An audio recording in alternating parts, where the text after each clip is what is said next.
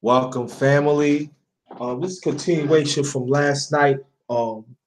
Live stream that I did, special stream. That I made over 500 plus subs. The ones who missed it last night, like a continuation. I'm not gonna be here long, so anybody that's want to chime in, feel free. The ones who wasn't here last night. Um, Subscribe and like to my channel, The Underrated Darkness. Hit the bell when I come for the powerful live stream and or video. The videos and live streams that I have in the past. Let's get those views and likes up on those. Very much appreciated. Um, if you want to know more about me, yours truly, Jerry Thomas. Hit me up.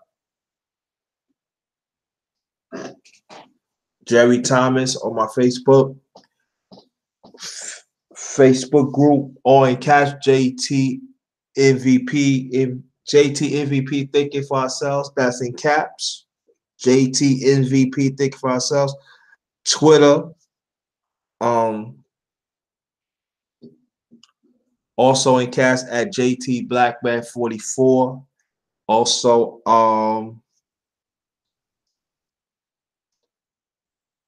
Instagram, The Underrated Darkness. Check that. Definitely check it out, because I have I put on some posts, some stuff down I have on YouTube. I post on Underrated Darkness on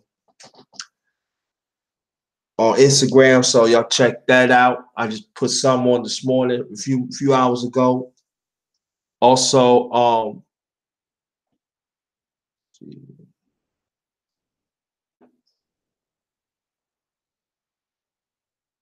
I want y'all check this out.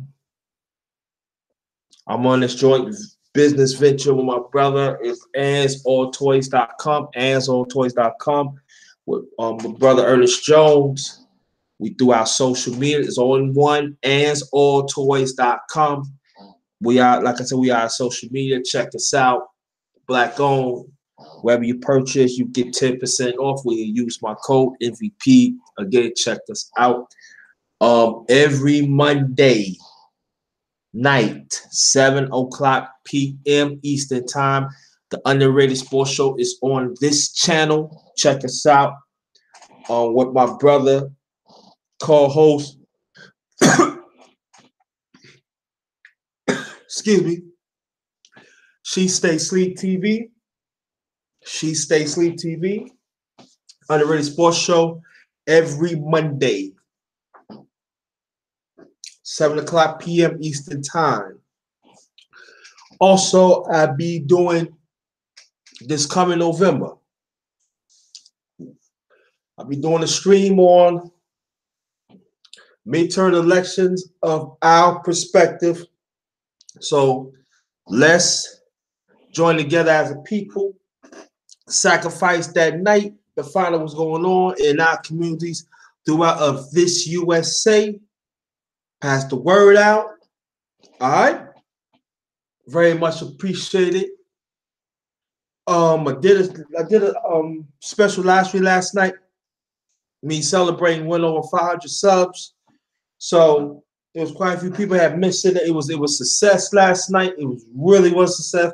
Want y'all to go check that out later on. I'll be coming back. Do my usual, do my cooking.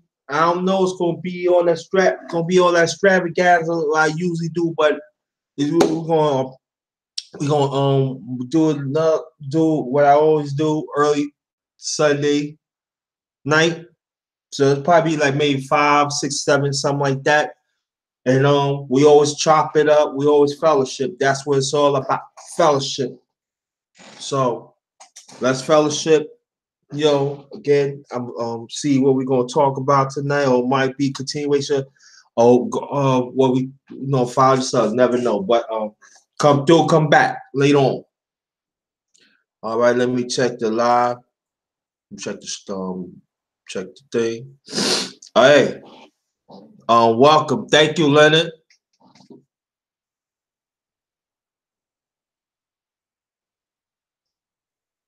Yeah, thank you. Thanks for checking in. Thanks for checking in, Black Ham TV. Again, celebrating me going over 500 subs. Thinking of the ones who miss it hot. So welcome. Very much appreciated. Hey, what's going on, lad? Hey, thanks for coming. Very much appreciated. Like I said, I'm gonna have another. I usually do a live early Sunday night. I'm cooking. It's all about fellowshipping, so I want you to come back for that later on. What's going on? Everything good. Everything good. Everything good. So I'm still celebrating 500 plus subs on my channel. So like I said, the ones who miss, so you can help celebrate with me. Very much appreciated. Um, like I said, I don't think I'll be here that long, but no, you get people a chance, to be part of this.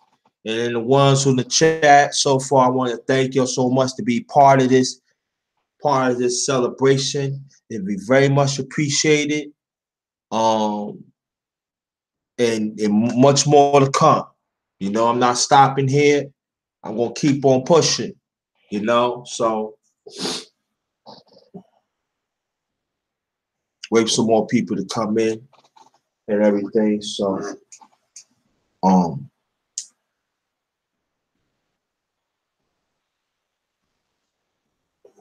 yeah. So hope everybody doing all right.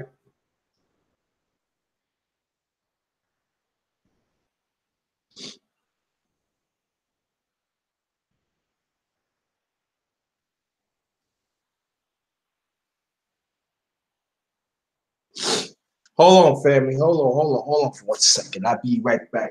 Get things.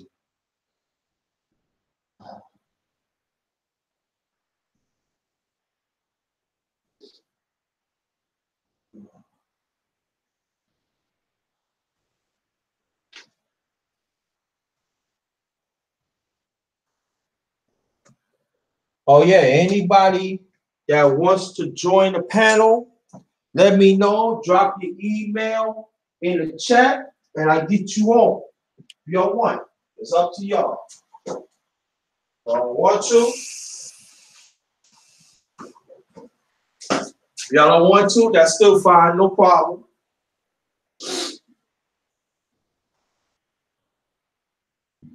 So what y'all think about the fights last night?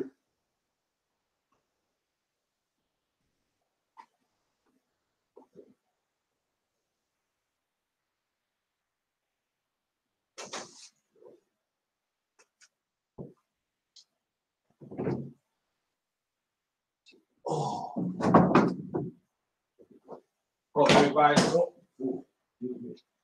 everybody doing all right? Thanks for coming.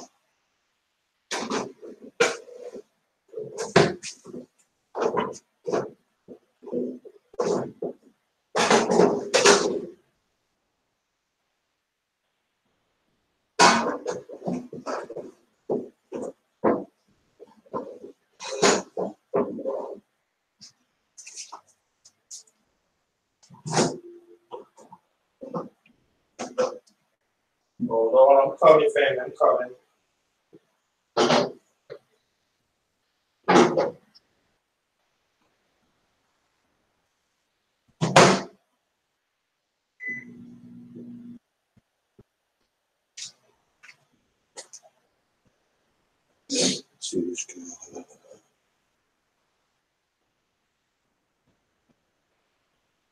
I'm good, Boston Clinic and more. Thanks for coming. Thanks for showing up. Celebrating 500 plus videos. I did a special stream last night, and I'm just a continuation. Whoever missed last night, celebrate with the brother. So shout out to the LDBC. Subscribe and like. Subscribe and like to the brothers right here. And if anybody want to join the panel, drop the email in the chat and I'll get you on. So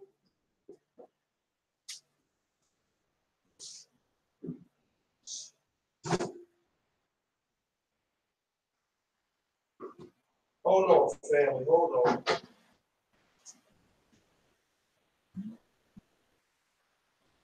Yes.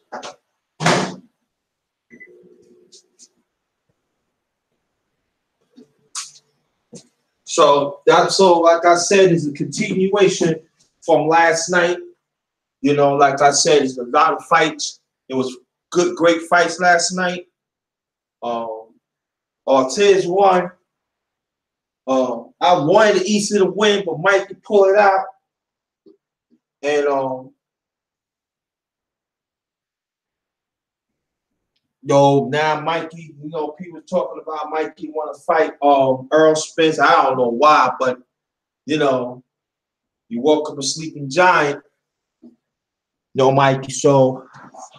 But the Bossy Clink and more, man. If you want to come on the panel, drop that email.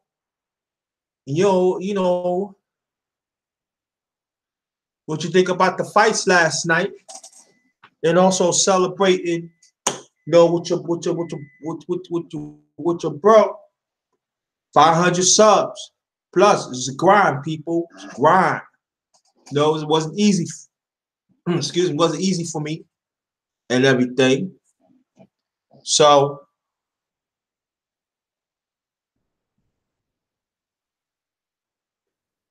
let's get them lights up, family. Let's get them lights up. Very much appreciated. No. Oh, everybody's doing all right. Everybody's doing good. And like I said before, the ones who just came in, I usually do a live of my cooking every Sunday. It'd be usually early Sunday night. So today I usually do it up, but today I'm gonna lay back, but I'm gonna do something special. Excuse me. I'm gonna do a little something, but it's all about fellowship and as a family. That's what it's all about. So, the ones who never come through on Sundays, come through on Sunday. We're gonna fellowship. Sometimes I have I had a panel participation. Sometimes I don't, but it's all about fellowship and as a family. That's what it's really all about. So, 11. Okay. So,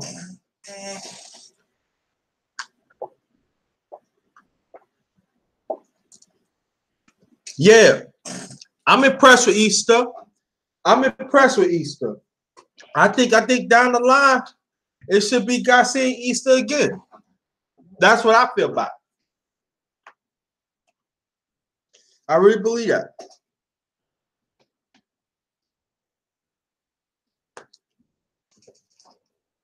No.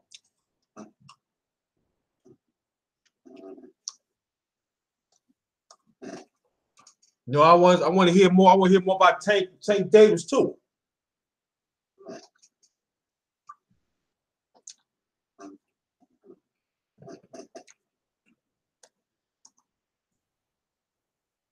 What's going on, Hop?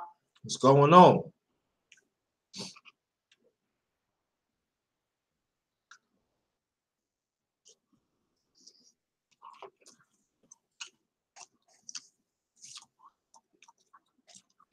Ortiz took care of business that he should.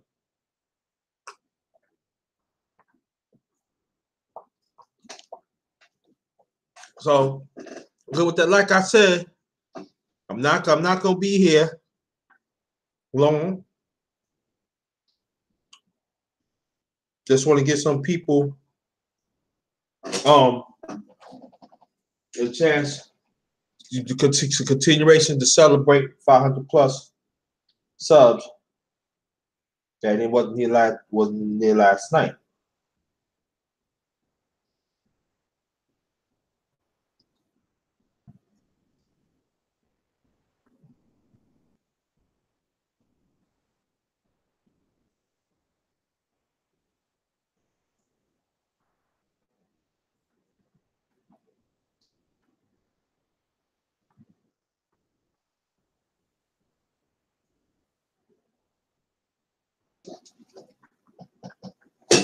So wait, so when people come in.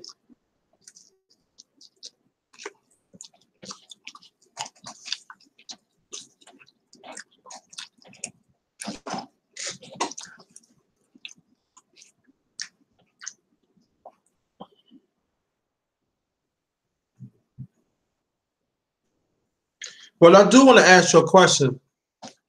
Do you think that after Ortiz took Caribbean, so he should be back in the championship picture?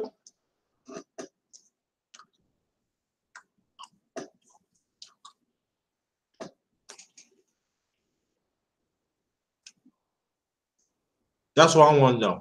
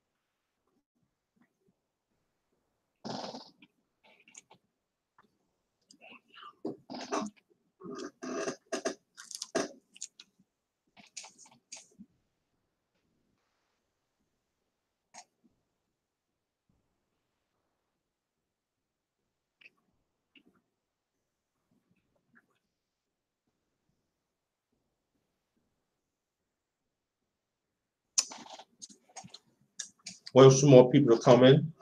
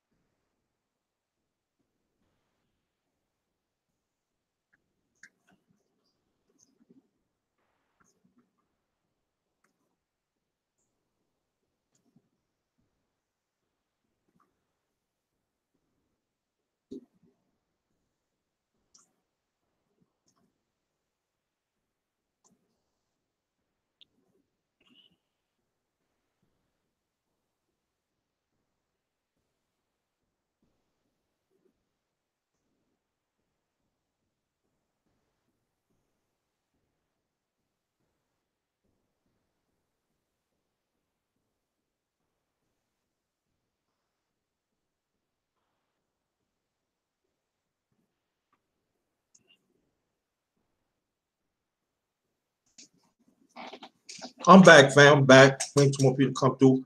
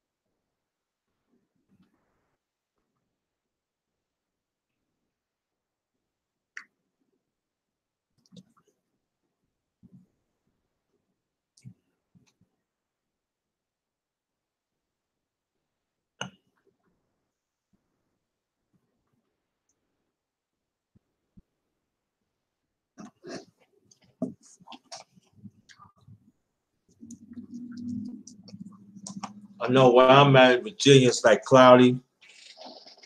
Look like it's going to rain. Oh, thoughts on Spence? I'm sorry, thoughts on Spence with Mikey? I don't know. I think there are some people think they give Mikey a chance. You know?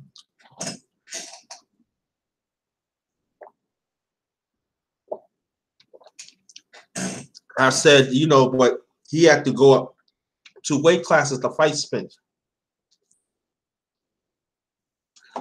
And at least I could say he had guts to fight Spence. Do I think it's a smart move? No.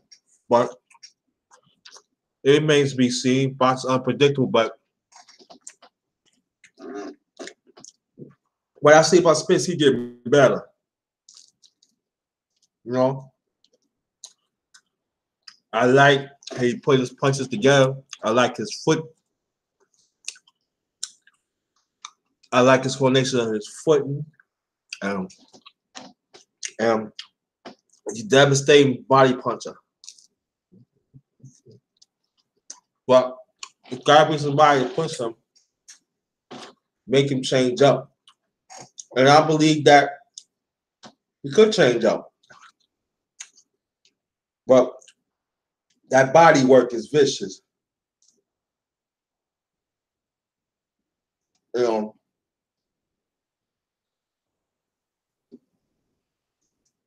And that's the thing.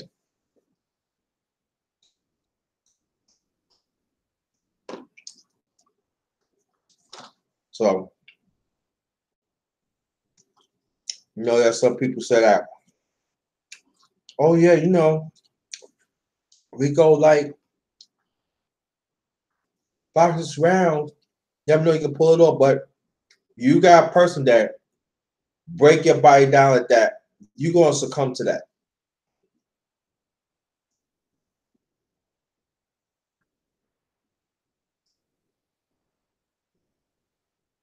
Oh.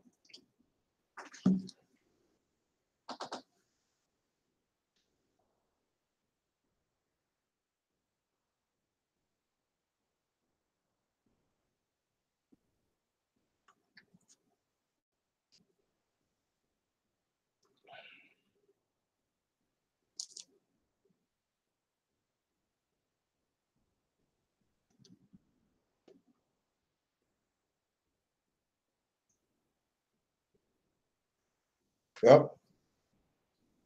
I feel, but I do want to see how things is forming now. I want to see great fights now. I want to see people. I want to see fighters unified. I want to see unified fights.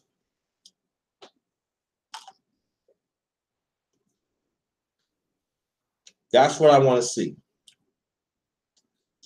That's people to see. I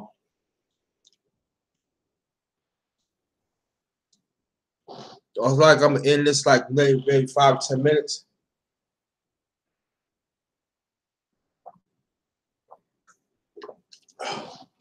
The one came more. I appreciate continued celebration. Like I said before, I will be back on later on. Excuse me, within a few hours. I might have to go back out, get some more, get a little stuff here and there. No. So, but that watch out for that.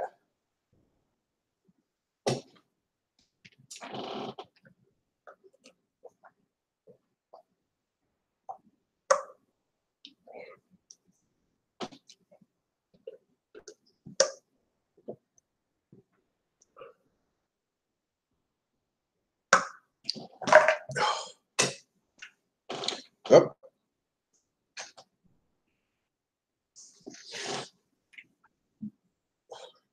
And also watch out, family.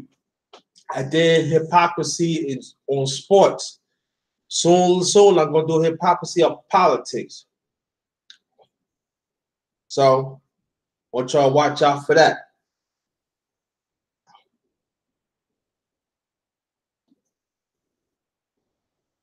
Definitely watch out for that.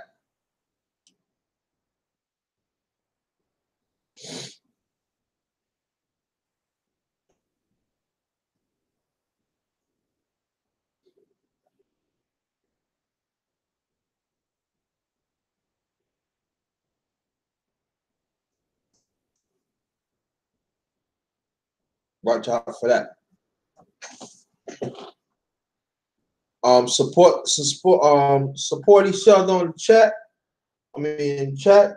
Sub to each other. Black Hand TVs. Thanks for coming. Leonard Judah. Always a blessing you come through. Through Hop. Thanks for coming. Atlanta Center. Thanks for coming. And the Blossom Clinic. Like I said, I'm gonna be on for a few more minutes. See anybody want to come through. If not,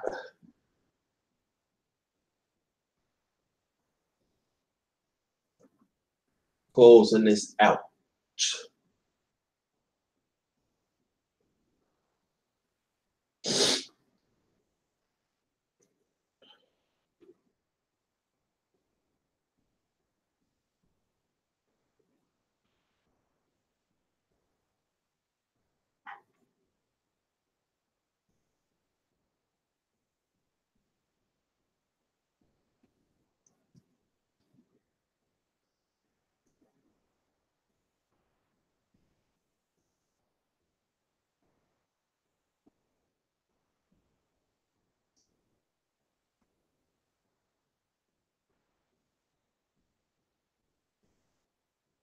Let's see what's going on here.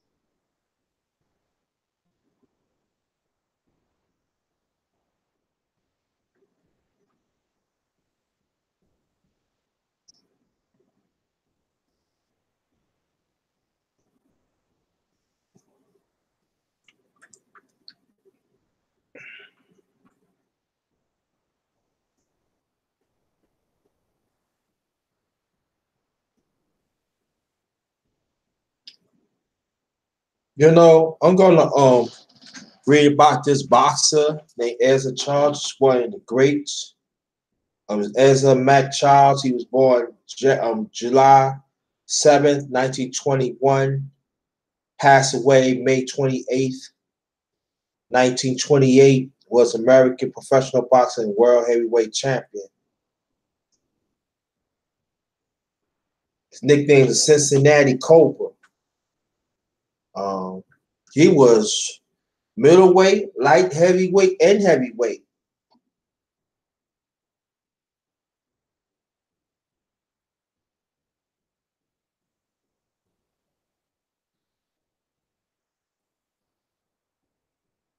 His record was 95, 25, 52 of those by KO. He had one draw, no contest. Yeah, I'm gonna read about him. Hold on, family. Hold on. Let's see. Oh, damn.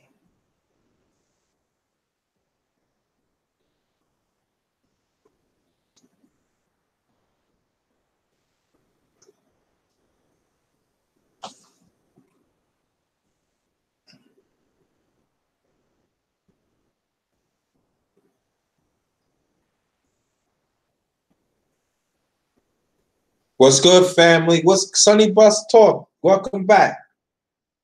Welcome back. I'm gonna read about Ezra Charles. He fought in three weight classes: middleweight, light heavyweight, and heavyweight. I'm sorry, middleweight, light heavyweight, and heavyweight. Here it goes. And the late great Ezra Charles. He was born in Lawrenceville, Georgia, but is common thought as a Cincinnatian. Charles graduated from Woodlawn High School in Cincinnati, Ohio, when he was already become a well-known fighter, known as the Cincinnati Cobra. Charles fought many notable opponents of both lightweight and heavyweight divisions, eventually winning the world championship in the latter. Although he never won the light heavyweight title, the ring rated him as the greatest light heavyweight of all time. Career began as a military service. Charles started his career as a featherweight. Wow, in the amateurs. Once he had a record of 42-0 in 1938, he won the Diamond Belt Middleweight Championship. He followed this up in 1939 by winning the Chicago Golden Gloves Tournament of Champions. He won the National AAU Middleweight Championship in 1939.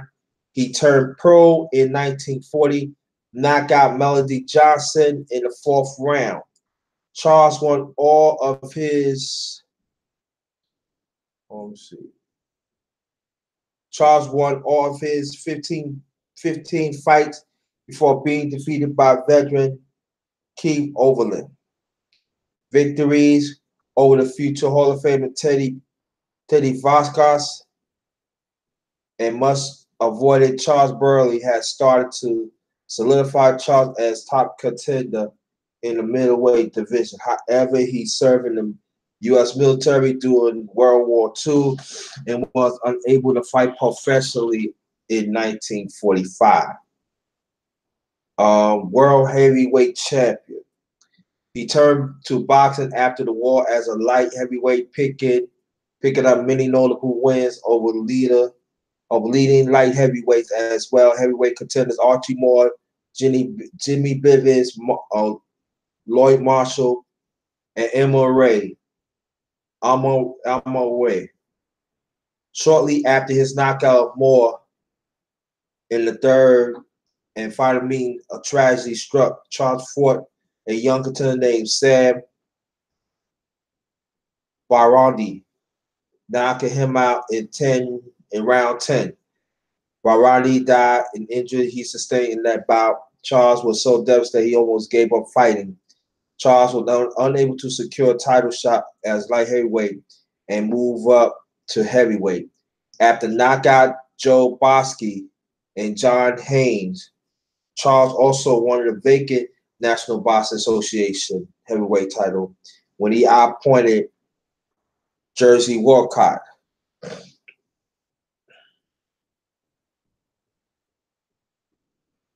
Over 15 rounds on June 22nd, 1949. The following year, he appointed his idol and former heavyweight champion Joe Louis to become the recognized Louisiana champion, successfully defending against Walcott, Lee Omar, and Joey Massey will follow. Charles versus Marciano. In 1951, Charles fought Walcott Walcott a third time and lost the title by knockout in the seventh round. Charles lost a controversial decision their fourth and final bout. If Charles had won that fight, he would become the first one in history to regain heavyweight champion, remaining a top contender wins over Ray Laney, Tommy Harrison, and Coley Wallace. Charles knocked out Bob Satterfield in elimination bout for the right to challenge heavyweight champion Rocky Marciano. His two star battles with Marciano are regarded as ring classics. In the first bout he held in June 1954, he violently took Marciano to the distance, going down on points in the vintage heavyweight bout. Charles is the only man to last the full 15-round distance against Marciano. Number of fans and boxing writers felt that Charles deserved the decision.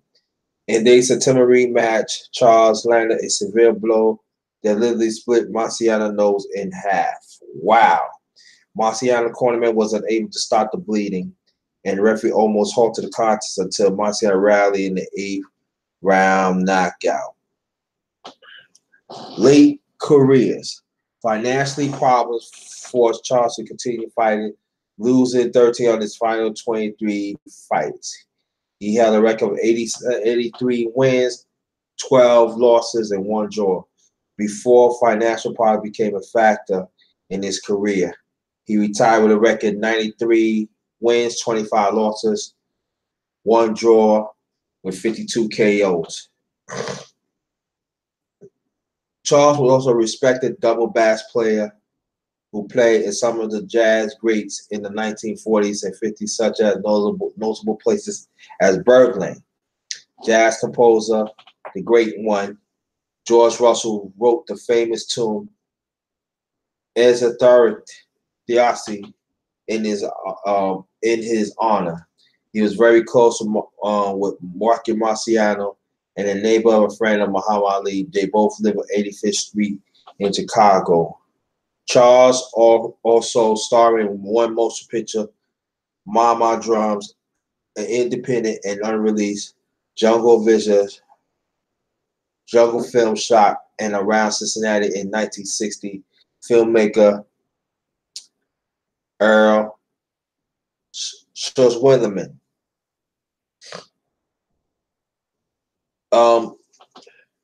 In 1968, Charles was diagnosed with amyotrophic lateral sclerosis, known as Lou Gehrig disease. The disease affected Charles' legs and eventually left him complete disabled. A fundraiser was held to assist Charles and many of his boxing opponents on his behalf. Rocky Marciano, in particular, called Charles the bravest man he ever fought. The former boxer spent his last days in a nursing home. A chilling night surgery commercial shows Charles in his wheelchair, horribly disabled by LSS.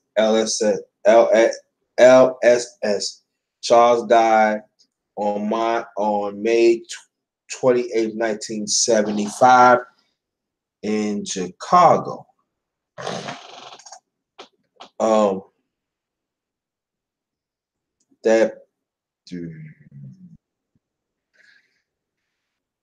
Let's see.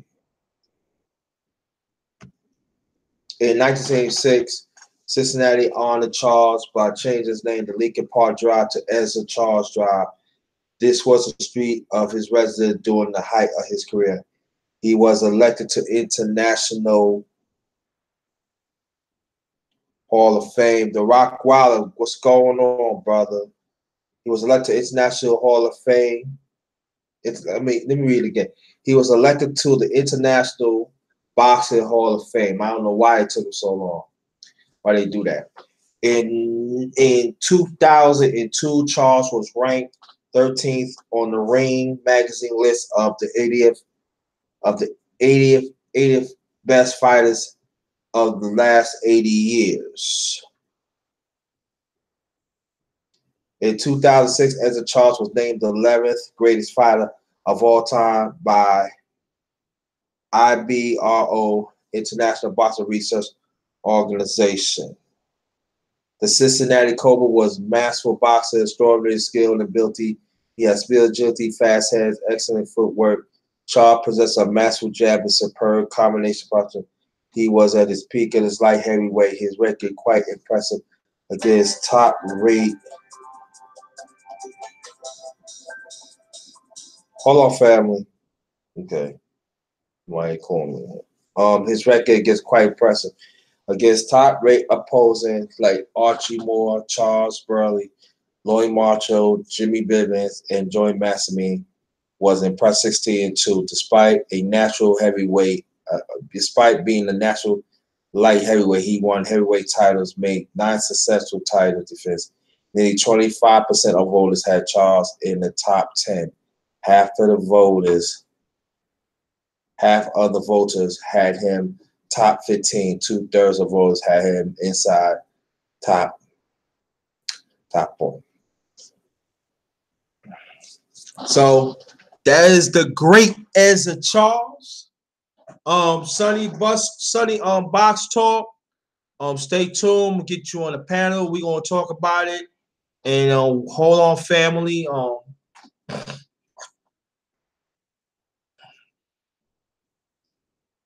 We're definitely gonna talk about the great Ezra Charles.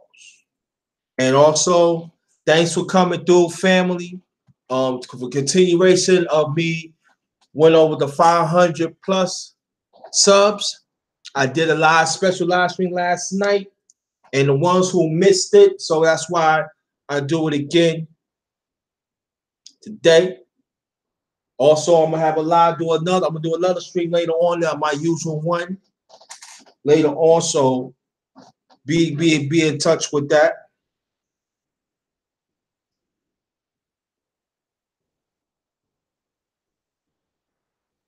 So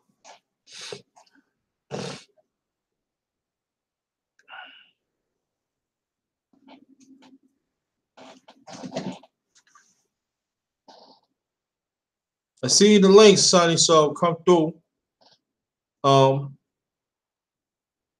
Game Talk Media. Thanks for coming. He interviewed some good people. I want you to check out his channel. He interviewed She Stay Sleep. Interviewed good brother Rob. Also, he interviewed Lisa Cabar. That's a great, good channel he had. Look out for him. Everybody in the chat, subscribe to yours truly, the Bello. Okay, I got you, Sonny. Hold on.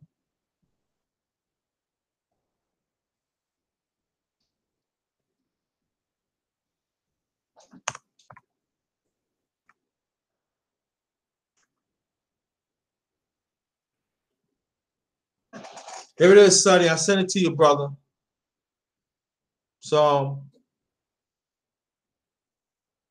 watch out for it, Sonny. I just sent it to you. So we just read about Ezra Charles. I'm gonna start doing that too. I'm gonna start like reading about different boxes and influential people that help the sport and also other sports too. I'm gonna start doing that more. I used to do that back in the past, so not that much, but I'm gonna start doing that. And then after that, after I start reading, I'm gonna have a panel and we're gonna discuss about that too. So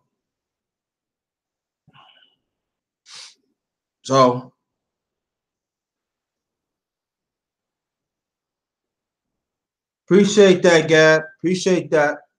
Thanks for coming. Help me celebrate 500 plus subs. Appreciate that.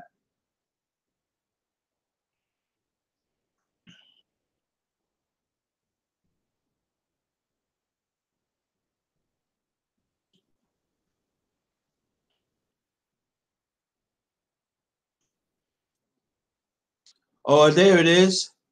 On Rockwilder, let me know you want to come through or not. All right, you want to get on the panel. All right, let me know. Peace, my brother. What's good? Peace, family. I'm Peace good. to everybody. How Yeah. y'all feel today? I'm good. I'm good, brother. It's like continuation of what last night, and give people a chance. The one who didn't come in, he didn't come. That was come last night. Didn't come today, and I just thought about. I said, let me read about Ezra Charles. You know what I'm saying? One of the great ones, very very underrated. You know. So after I finished reading, what you thought? What you thought about the box? What you just read? Yeah, Ezra Charles. Yeah, I just learned something, brother. That was you know a great story, man. Yeah, Great story. We have a rich boxing history. You know what I'm saying? yeah, yeah, It's good that you read it because I didn't know about the brother at all. You know what I'm saying? yeah. My boxing history or knowledge uh starts at between Sugar Ray Leonard and Marvelous Hack Marvel excuse me, Marvin Marvin Hagler. You know what I'm saying? Those Yeah, boxes back then. yeah, Uh, but you're delved into the deep history of boxing, man. I think that's beautiful. yeah, man. And I'm gonna tell you, and a lot of people don't. They always talk about Joe Louis rifles, and they don't even talk about. I'm gonna read about Jersey Joe Walcott too. I'm gonna read about him too. And so, what impressed me with Ezra Charles, he was like kind of small, but he had excellent footwork, and always a good, always excellent jab, and he was an excellent combination puncher. He could knock you out with either hand, and when you beat Ezra Charles, you got to beat him because he's not gonna give you nothing. And what impressive is he fought, you know when he fought as a middleweight, he fought as a light heavyweight. Light heavyweight back then in those times was something, even middleweight. And then he stepped up to middleweight. And he was the peak of his career throughout. I believe that if he would not have his finance, if his finance would have been good, they would have to put him like in the top 5 or top 10. But I read about him because, like I said, he's one of my favorite boxers. To me, that there's some people said that he came in the wrong time or something. I disagree on that. But at that time, fighters back then, as you already know, they fought 4 or 5 times out the year for a championship. Even they fought more, even as a contender. And so for me, he fought that long, and to me, and they wait for a long time to put him in the Hall of Fame. That's a slap in the face. And to me, he's an all-time great.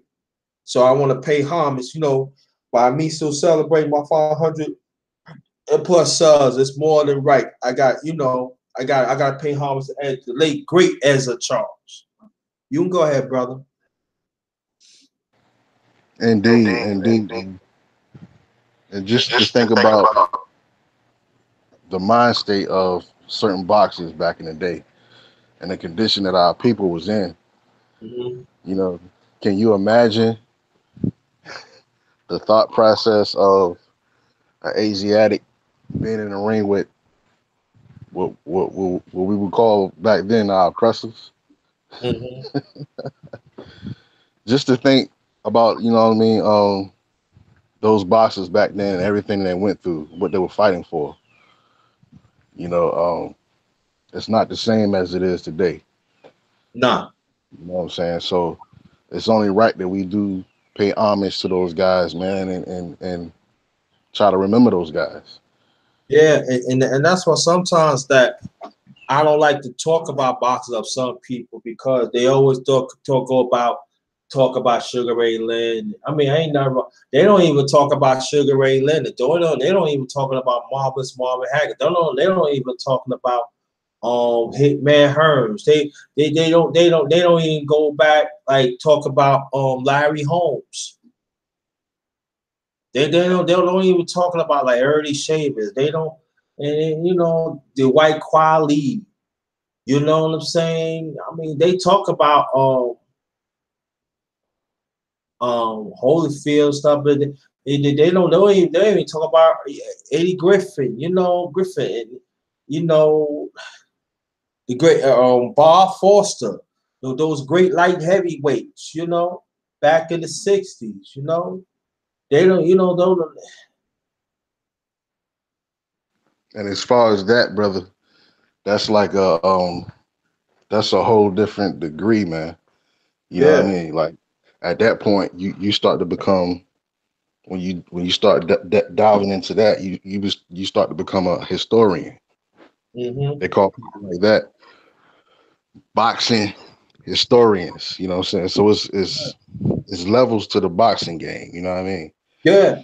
Yeah. You I know? can tell you that because culture. I could tell you that because there's been people like they hear me talk. They said, "Damn, underrated. I never thought you know stuff like that." I know some shit. I just don't be saying nothing because when they talk about scientific and all like that, brother, me and you talk. So and and there's some brothers be known boxing. I'm not gonna say they don't, they do, but you got to go way back. You like you always said, you got to know the conditions of what they into, and plus even they had to excel. And then there are people, and then and there are some black fighters they supposed to get title shots and everything. So they have to fight among themselves. I forgot what they call them, but they fight among themselves. Those are great bouts too. We don't even talk about how the mob had a stranglehold of boxing, for decades. Yeah, they still do. They still do, right, and they still do. And so I would like maybe like one day, me and you link up and you come on the channel. Then we could just chop it up like that because the only way we're going to understand what boxing what it is, we have to go back in time. People talk about Jack Johnson decorated, ain't no doubt. But we never talked about the conditions. We never talked about how Archie Moore had to wait almost 20 years to get a title shot. We And then never take it talked, huh? and then take it a little step further, deeper, on that subject, but just a little deeper. When you look at you know what I'm saying, Bloods and Crips, Mm-hmm. you look at the red, you look at the blue.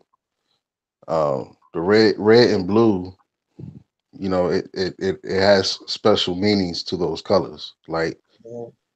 you got red and blue, you got your in the boxing arena, you got your red corner, you got your blue corner.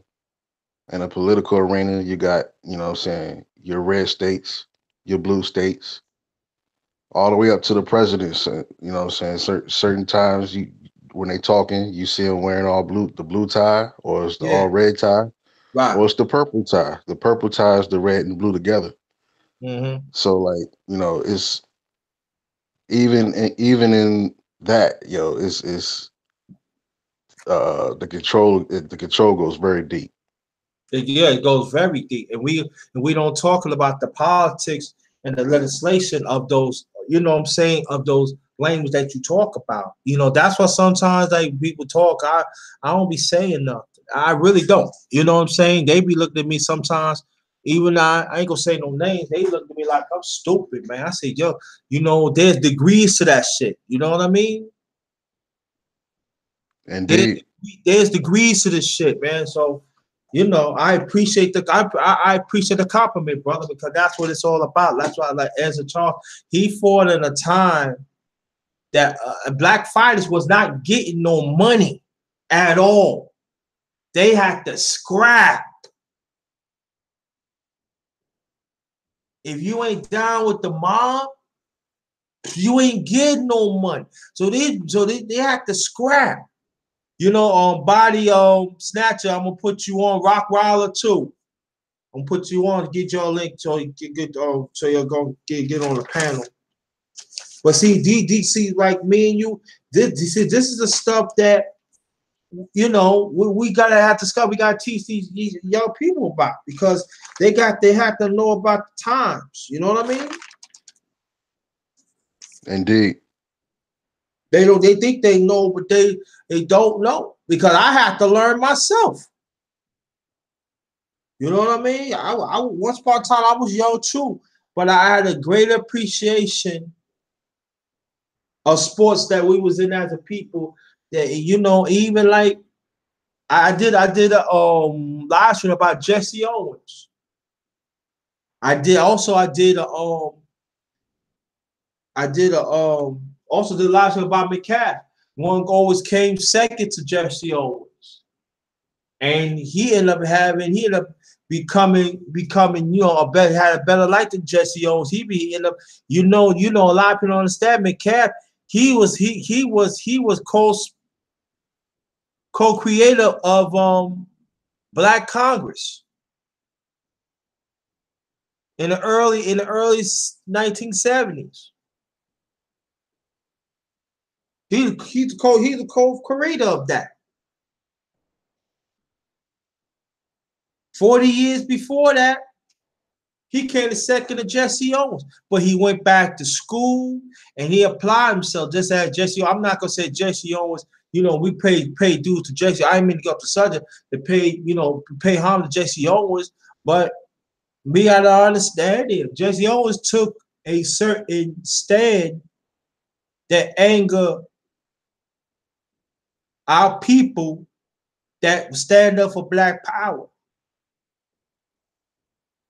Even we throw in it with Joe Louis too, because all that time that it was our people, we was getting disfranchised. So us as a people, we start hitting the 60s, 50s, and 60s. They got tired, and then but at the same time, it was bad though, because they did not respect them as human beings. I mean, they respected human beings, but they didn't respect their contribution, what they had to overcome too. So it's a give and take and stuff like that. So, so what's your thing? What's your thing on that? Well, I just got a quick question for you, man. Go ahead.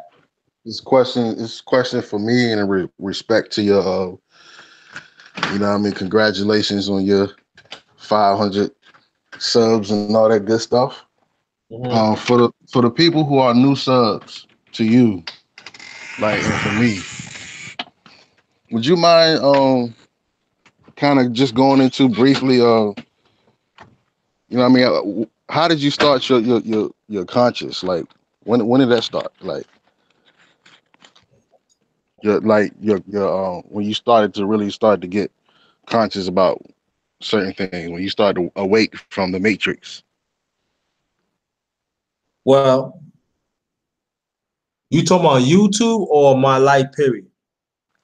Your life period. Okay, well, I was the spiritual aspect. I was raised at your witness. Okay, so high being stuff like that, and but of my cultural being, it was Black Panthers living on my block back in Brooklyn, New York, back in, I said, about early 70s. I was 5. And I started learning about Africa first. And I really started learning about the system, the systematic of it, the politics about it, the symbol about it, and the legislation about it.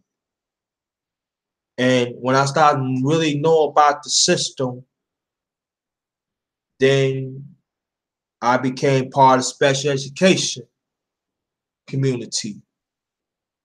And it was a continuation of certain disrespect of young Black boys.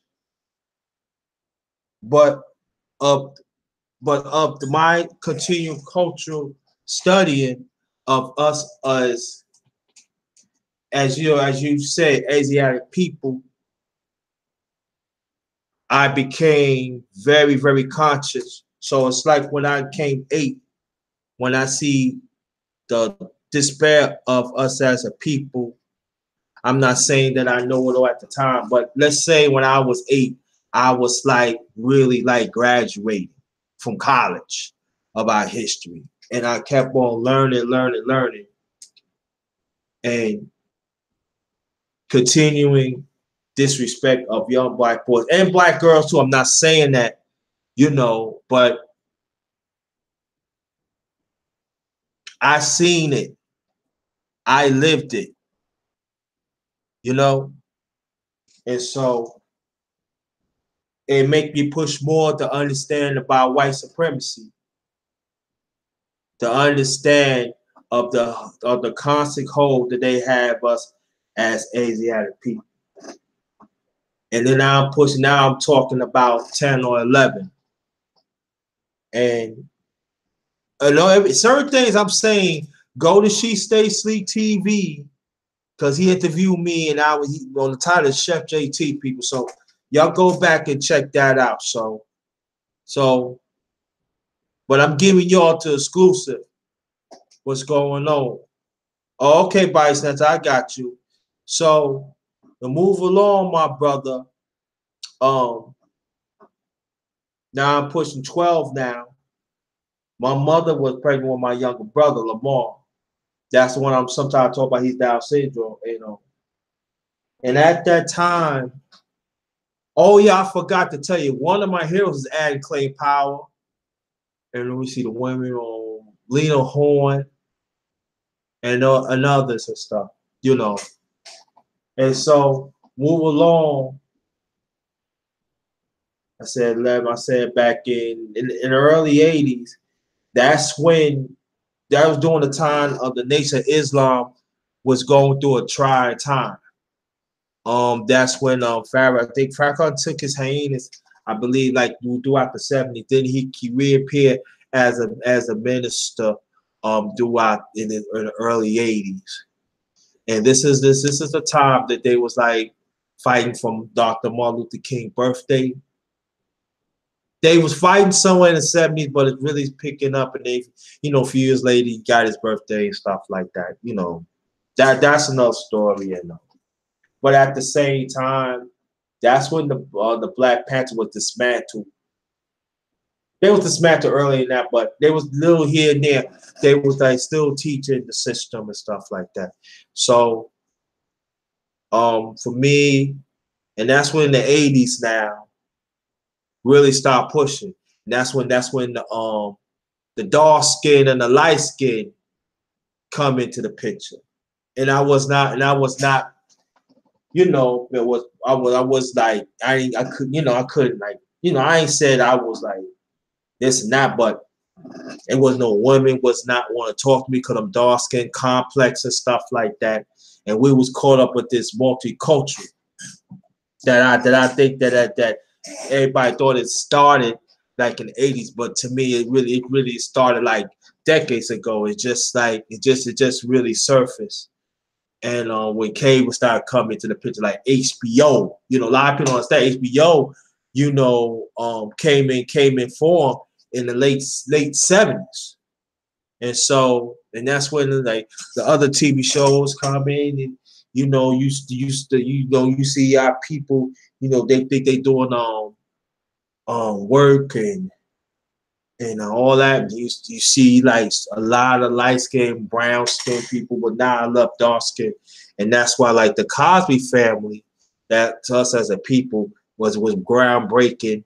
To me is a little groundbreaking, but at the time, that's another story. But so I became part of the conscious community back in '85.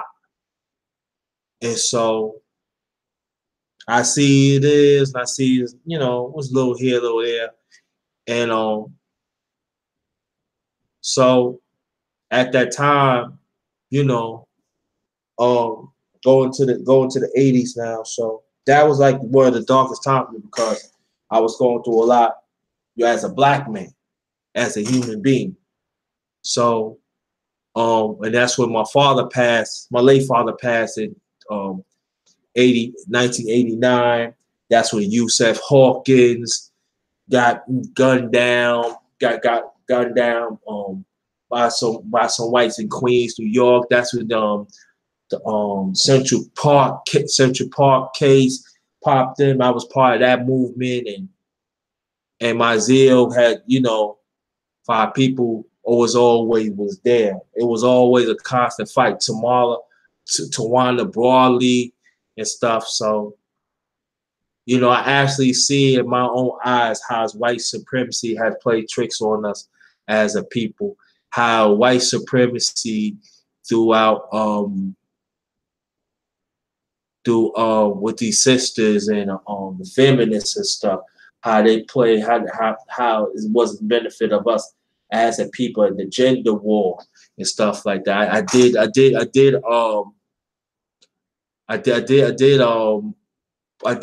series, part 1, part 2, about the white woman.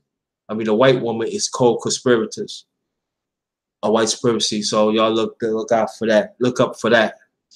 And so throughout my life, it was not sweet, brother. Even people in the chat, it was not. You know, it was always a constant fight. You know, the fight to belong, the fight to be part of the human race, to let the people know that, yo, we built this world. You know, respect our existence. And so throughout the 90s, you know, that's what I got. I mean, I was on my own too. That I forgot to say, I was on my own. It was hard. And then throughout the 90s, I got married in 95. That didn't work out. I was married for like 9.5 years. A year later, my grandmother passed. And then less than 2 years later, my aunt passed. That was my favorite auntie, Ruth. She passed away in 98. So it hurt because, you know, that was my favorite aunt. That was she identified. I ain't gonna say my parents didn't, but she identified my consciousness for us as a people. In her own way, she always pushed me to just keep on doing, you know, and that hurted me, you know, and it caused a friction of our family too, because my mother, you know, I always tell people, picture this, her mother died at my mom's house in 96. My mother and my aunt was always close. When you lose 2 people back to back, and then I have cousins who refuse to identify of the culture of what's going on, and then they taking shots at my moms and stuff like that. And I'm giving you exclusive, family. I'm giving you exclusive that you never hear. So to see that's when the family drew apart.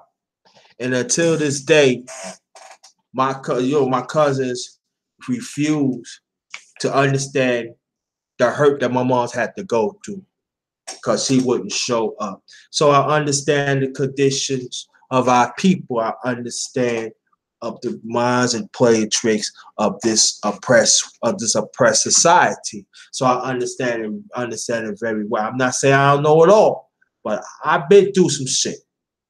And so I have to understand that we sick people. But I have to understand that if you want to get better, you got to know about our history. You just cannot just know about just history like 34 years. You have to go way back. And that was during the time I started, you know, I learned about as a child. I learned as a child like earlier than that, but I started to become the love of our people. I started learning about, you know, our heroes that way back. And so for me, that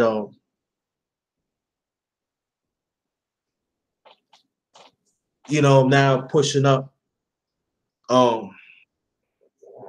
85. Now I'm skipping. And then my aunt, I forgot. And in 2001, my great aunt Rosa has passed. So my mom's took hits. Dang. her father passed. That's my grandfather passed in the early 70s. All right, speed it up in the 80s. All right, almost 14 years later, my great-grandmother passed. I believe she passed at 83, 84. 83, 84, something like that. All right? And then she lost her significant one. That's my pops. 5 years later, 89. Almost 7 years later, 96. My grandmother. Less than 2 years later, 98. 2001. My late grand aunt. So my mom took shots and my father took shots too. But get back what I'm saying. Now, at the time when my marriage ended in 2004, like I said, I was married 9.5 years. I was with this young lady like 2 years later. So that's like 2006, and it was good times and everything. And whatever I told my lost son, I'm talking about JT. She was pregnant by my late son, little JT. He only lived for 4.5 months. He actually died in her stomach. And at that time, that relationship was deteriorating. But at the same time, I was always conscious. I always was growing, so, because the point is, brother, that sometimes that when people is not in alignment to help our own people, sometimes they could be good people. Sometimes you have to let them go. And so to be father for 4.5 months, to be there and to get that taken away from you is a lot, And so that relationship ended of 2000 in June 2012. At the time I was going to college. And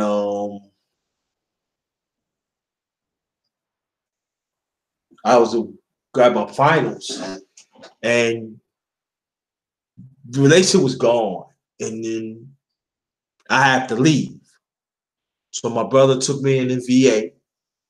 That's June 1st. I left June 1st because I tried on the bus. It was like a long journey. But my brother took me in, no doubt. I love him for that. And that was like, he took me in.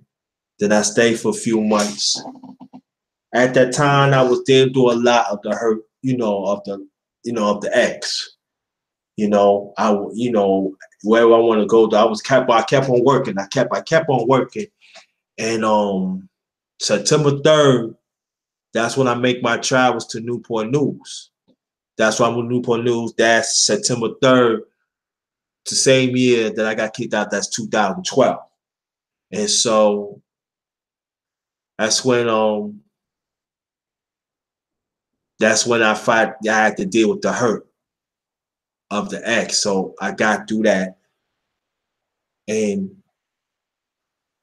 But during the time I was okay, now I'm speeded up right now, like on YouTube. YouTube, I ain't gonna get into that because I'm trying to protect somebody, and that's it. That didn't work out and stuff like that. It was lies, stuff like that. They throw my name underneath the bus, like that. And that's when you heard when I said JT Blackness. That's when I came into JT Blackness, and after that, I was the Darkness Awakened. Then the Honorary Darkness are all about the growth and everything. So, and I got away from that, and so when the Underrated Darkness was born of my second heinous from YouTube, I started getting back to things what I used to do years ago. Get back to the information. Get back to to be there for our people no matter what. And so when I left, as you hear, my brother, last night, She Stay Sleep was there for me. Uncle Suge was there for me. And when I came back from my second hiatus again, YouTube, I had close to 200 subs. So at that time, I had to really start over again. There's many nights I wasn't getting no sleep. There's many nights because, you know, if you want to change yourself, I ain't say I wasn't a bad person. Let's say that, you know, I thought that I did a good deed and I got fucked on. But part of it is my fault because I put myself into it, and I'm not gonna get into that because that's the past. But I'm just giving y'all and you a little what's happening. So I had to repent. So I had to repent within myself. I had to get back to the information because, like I said, on She Stay Sleep when he interviewed me. But I'm gonna say it again: when you say to yourself that I am the information, that means that you're selfish. Let me say it again. When you say that, oh yeah, it's all about me, that means you want the information stays with you. You are not willing to pass it on the information to others. So when you become part of the information, that means you are willing to share it to others so they could benefit too. Because see, at the time I was information, but I know that was not me because I thought I did a good deed. So I had to get back to be part of information. So I mean, being part of information, I mean, I have to advocate myself to take care, make sure myself is good first. I got to make sure to love myself first too. And so when I do that, I can get back to give out the information and let it be, and I could be a leader for our community that I was before years ago. So that's why 500 to me is special. 500 to me, I don't take nothing for granted. And so that's why blessings come throughout, because I said it wrong last night, but let me correct it, that I become mods almost 10, 11 different, excuse me, 10, almost 10 to 12 different channels. And some of those channels are big on YouTube.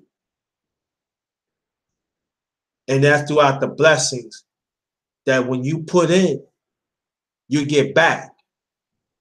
And that's all about serving our people and at the same time serve humanity, to let humanity know that us as, you know, us as melanin people, that we here to stay, that, you know, respect our contributions, respect our existence. And that's why that I fight.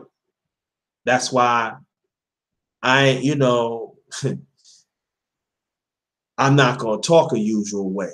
I'm not. I mean, I could be proper. Yeah, I am proper. Don't get me wrong. I was raised that way, but you know, sometimes that to reach our people, sometimes we gotta learn to simplify things, and it doesn't mean that when we simplify things for certain parts, certain members, certain parts of our people, doesn't mean that they stupid. No, they not stupid. No, but I have to care, love our people much enough so they can get the information too, so they can build for themselves, and then they can share with others too. Because sometimes we want to be around certain people, then you know you can't grow like that. So that's why I reach out to you. I reach out to other people. Because that's what it's all about. That's why, you know, that's the only way our liberation of our people is going to happen. That is the only way that the black man and the black woman, we got to solve our own problems first. First and foremost, individually. And plus, we got to come together to put our family back together. That's about it, my brother. So you go ahead. That's the boss. Indeed, indeed, man. Honest to your wisdom, man, and all your trials, man. You know what I mean? Without a foe, soldier would never know their strength. My apologies if I if I cause the subject to be changed. You know what I mean? I just want no. This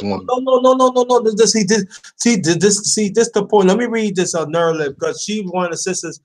She know me as JT Black. I'm gonna read that and I'm gonna get back to you. She said, "Congratulations, JT, the $100 on your subs. I'm glad your channel is doing well. I think you're a positive brother. I appreciate that. Means a lot to me, sister. Damn, it means a lot. It's all about that ground. But get back to you. Nah, brother, that's what it's all about. If you want to reach others, you got to give yourself. You know? You have to give yourself. You just cannot just simplify up certain sectors of our people. You have to give yourself. You know, that's what, if you remember, a matter of fact, I think you was on the panel when I talk about the voices ones, was you? Can't recall. I Okay. might have been. I think well, if you was now, if you was on the panel, but I know you was in the chat. But that's what it's all about, brother. I know I'm not gonna get all the normalization that other people is. I have to understand that. It's not knocking myself, but I see for what it is. I appreciate IC and I appreciate you. Your sister's my sister. You keep up the good work. But get back when I'm saying that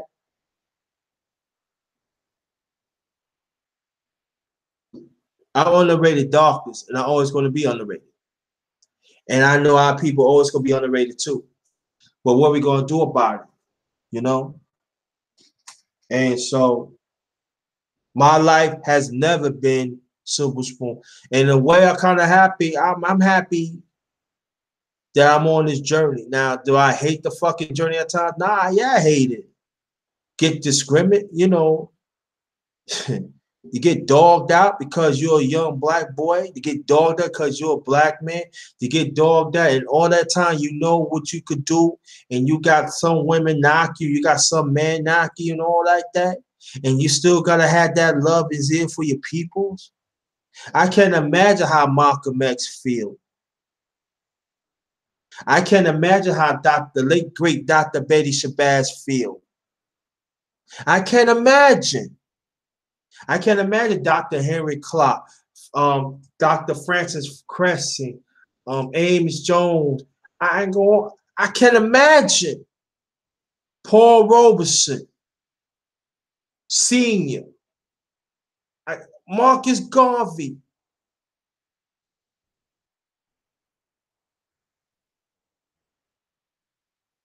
C. Manor, first millionaire, black woman.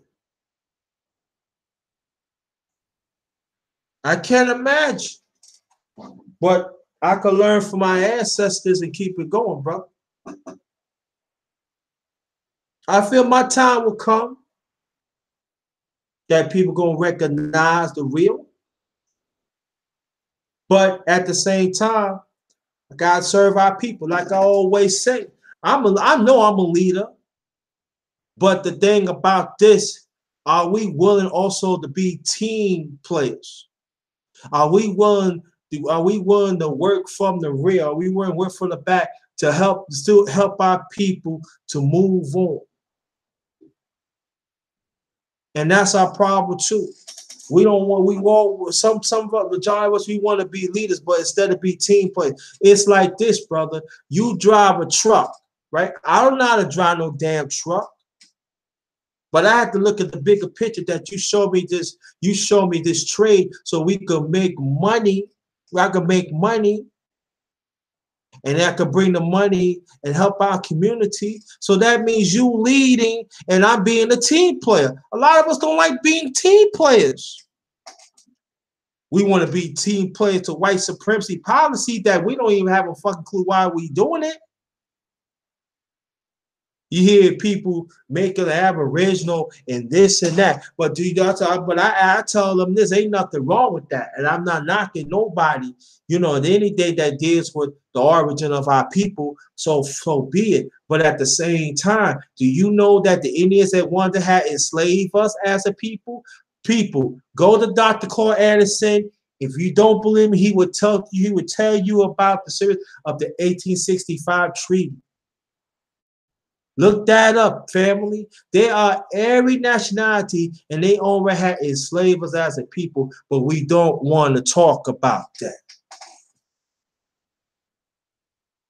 The Indians almost 10 or 15 years ago got reparations, 5% Indian, majority white. But you got the other Indians talking about that's not fair and stuff. But you enslaved us as Africans. You'll make money of us, and the federal government giving you money. Why we don't want to talk about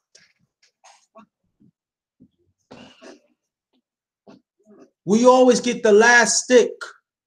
And I'm talking about Africans in this country. We always get the last stick, but we don't want to do our due diligence to find out. I'm talking about the fallen heroes of sports, political, you name it, that made a way for us that we could be on it today.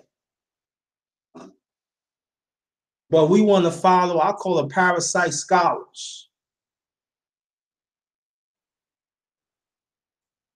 We want to be noticed. We want to talk a certain way. We want to be all this pizzazz. Oh, yeah, I can pronounce this name right. Oh, I know about this. I'm going to debate. This ain't no time to goddamn debate, brother. This ain't no time of the family in the chat. This is no time to debate. This is the time we need to mobilize our people, because white supremacy is checkmating us. So when they checkmate us like 10 times, we got to come back 40, 50 times more than that.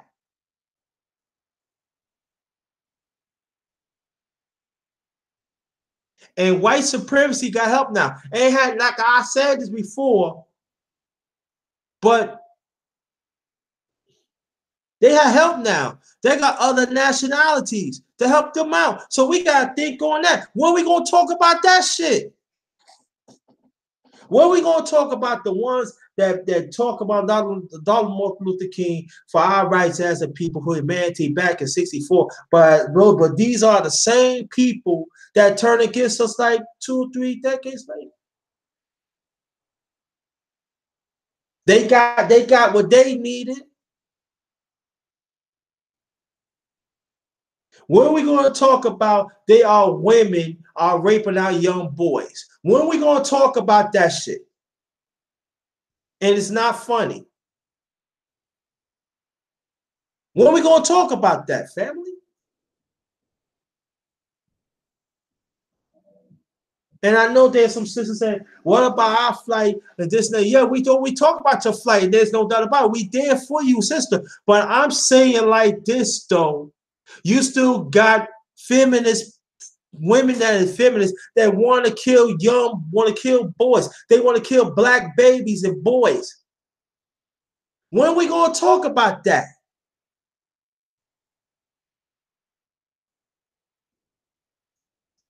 Sometimes, sisters, you got to take the baton and talk about stuff like this too. I'm not talking about the ones in the chat. I'm talking about people listen outside. And I know some don't like when they hear, but I don't give a damn, because this is happening underneath.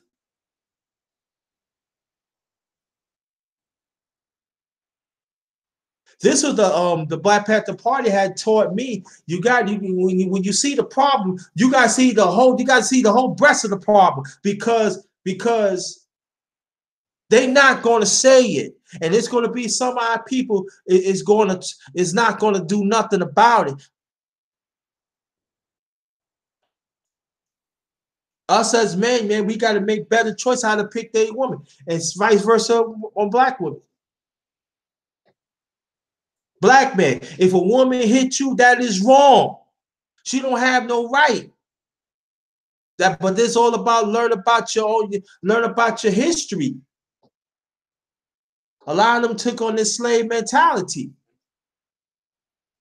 But you know what, brother? And people chat, they ain't trying to hear nothing about underrated darkness. Nah. You know, he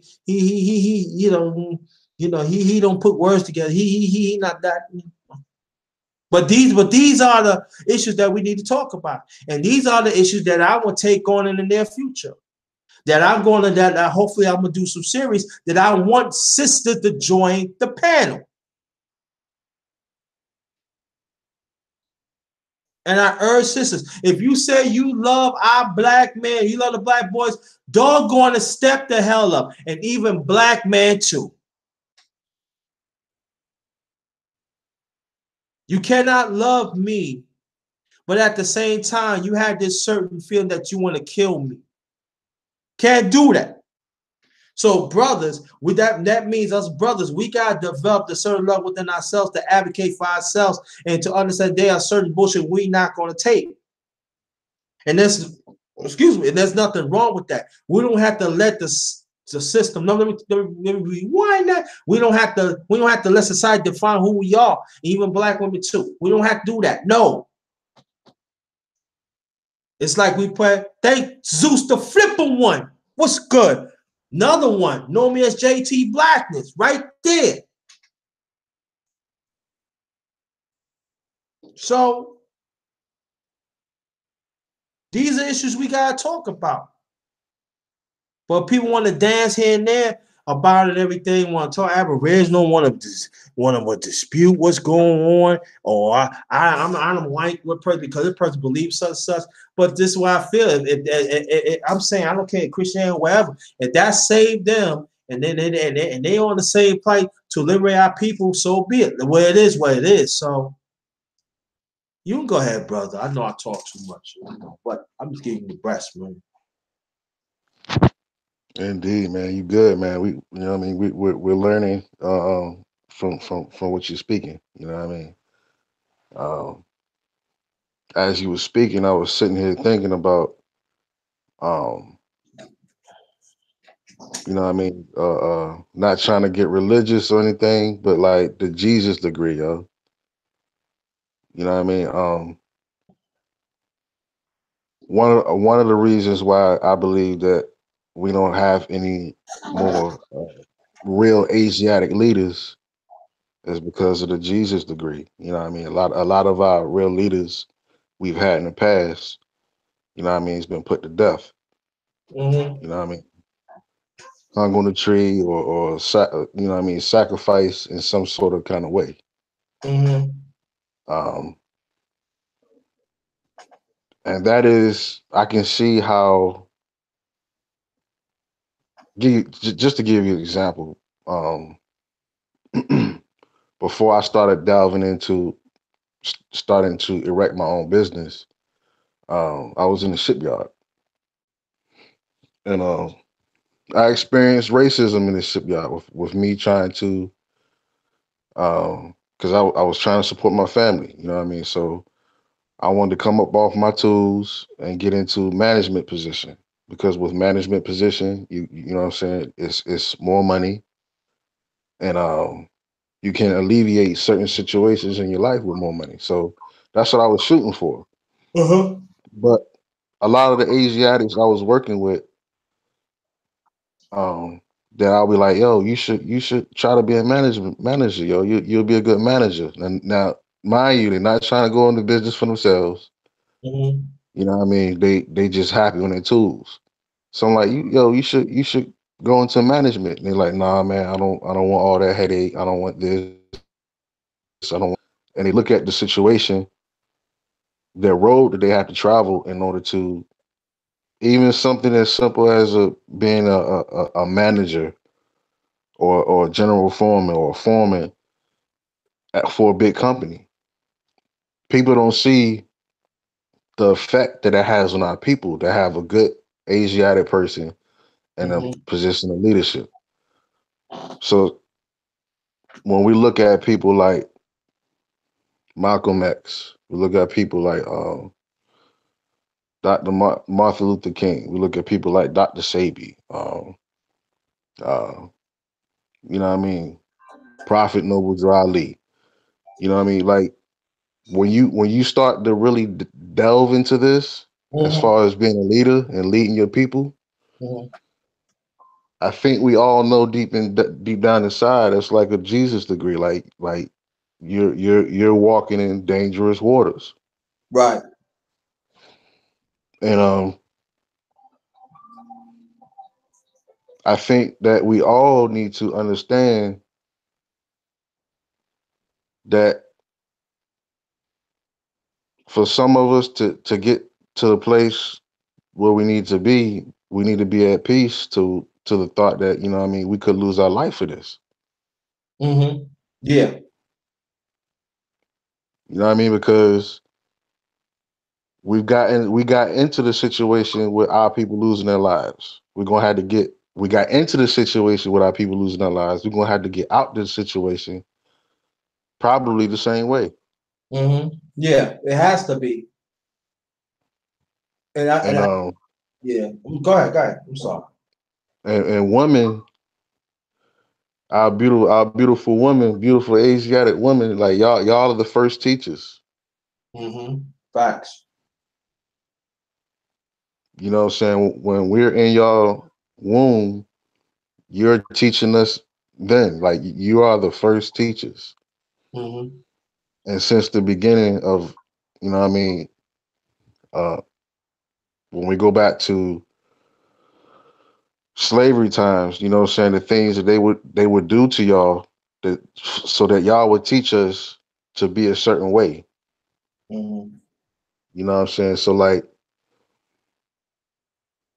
we're witnessing if you look at you look throughout history, you see a decline. You see the decline of our people, like the decline of our youth. Like there's more killings now amongst our people, you know what I'm saying, than it was back in the day. You know what I mean? At some point, each of us, you know what I'm saying, and I charge everyone that's in the chat to do this. Like y'all need to get together and get with some like-minded people on your own and start to build certain things for yourselves. Yeah, and hold on, We do it.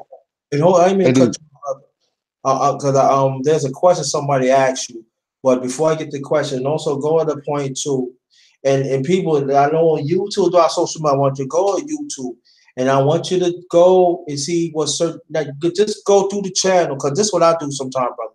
I go through the channel and stuff, and I look around, and I want to see is this group is reaching out to like-minded people that they do not know.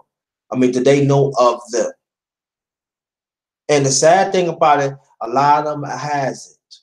And I'm not saying what they doing is good work because they are. But the only way that if we're going to mobilize as a people, we have to look for like-minded people that sometimes we don't know. Just like we reach out to each other as brothers, right? indeed, And that's what we gotta do more. And so little stuff like that, we have to do more. Thanks a lot, P Money. Thank you. He said, like he said, subscribe, my brother. Yo, once we subscribe to me or Sonny Boss Talk or subscribe to each other in the chat, do that and everything. And I see as Sonny, can you define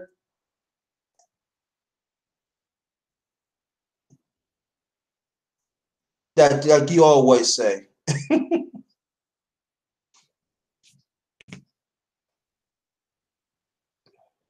Asiatic. what was the question? Sonny, can you define Asiatic? That's what I see as. Asiatic. Yeah, I'm pronouncing Indeed, it. indeed. Um, our people are the oldest people. When I say Asiatic, I'm referring that to as a race of people. Um, when we look at the history of supposedly the oldest person that was ever found, it was in Asia, but it's not the same Asia that you see on the map today. The map has changed over the years. So there was a whole huge landmass that was supposedly called Asia back then. And that's basically where we get the name Asiatic from. You hear the Honorable Minister Louis Farrakhan, a lot of times he refers to us as the Asiatic black man. Mm-hmm. Uh, but you know me, I'm a Moor. I don't subscribe to the term black, um, but I do subscribe to the term Asiatic. So that's I hope I answered your question. Yeah, she said, okay, thanks, Sonny. Got you. All right, you can go ahead with what you were Indeed. saying, brother. I'm sorry to disturb you. My apologies. What was I talking about? I lost my own. Dial plate. Sorry. Oh yeah. So oh yeah, okay. So basically what I was saying, like for instance, like I've given out my email address. Like feel free to you know what I'm saying, anybody hit me up, they have any questions or just want to talk, link up, and you know what I mean, we all Mhm. family. You know what I'm saying? We all need to, if you feel my spirit, you know what I'm saying, you feel the underrated darkness one, you feel his spirit, why not link up? You feel that we're good people, why not link up? You know what I mean? I might come through your city one day, you know what I mean, want to say hi or something. But also know that on this channel or any channel, you really can't and not supposed to talk about every single thing. Like you can't mobilize on this platform. You have to Mhm. mobilize in person. Mhm. Now the reason why I'm saying that is um well, I'll go ahead and say this. One of my degrees that I have in my life, I worked at the Pentagon, right? Before I started my job, they put us in this room, kind of like if you imagine sort of like on TV or uh, uh, when they be having these secret meetings or whatever. They put us in this room. They closed the door and they had this projector that's on the wall. They shooting this image uh, um, on the screen, Mhm. and the image on the screen was the United States, right? And on the right corner there was a key or a legend Mhm. with different colors on it. And this class was basically talking about terrorism. You know what I mean? They had different groups like dotted up on on the map of the United States. Mhm. And you know what I'm saying, they had the Muslim terrorists up there, they had the sovereign citizens movement, uh, they had the Black Panthers up there, they had the new Black Panthers up there, like any and everything that you can think of, gangs, everything, they had it on there. And this particular class was basically talking about you know what I mean, be careful of what you do or who you talk to when you go home, take different routes, um, how to know if you're being followed, this, that, and the third. So I'm saying this to say um, you have to be careful and mindful of how you mobilize. You know what I mean? Because if at all possible, you want to mobilize in a way to where you don't cause unwanted attention to yourself, and at the same time, you want to live right. You know what I mean? You can't. It's not wise to mobilize off wrongdoings. I don't advocate that at all. You know what I'm saying? But if you are engaged in any type of wrongdoings, plan to switch that wrongdoings into something positive. You know what I mean? So like, it's not wise to go deep and depth into every subject as far as mobilizing our people on this platform. That's why it's important to reach out to ones so that ones can meet up face to face and you know what I mean, start playing. It can be done. It can just start with one person, but you got to have rules. You got to have regulations, Mhm. um, and they got to be stiff. This is what our people need in order for us to not become so fractured the way that we are. We got to have groups of people with the same mindset, mindset. So like, I don't know how deep I want to go with this. No, you doing good. Nah, that's what it's all about. And go more on your point though too.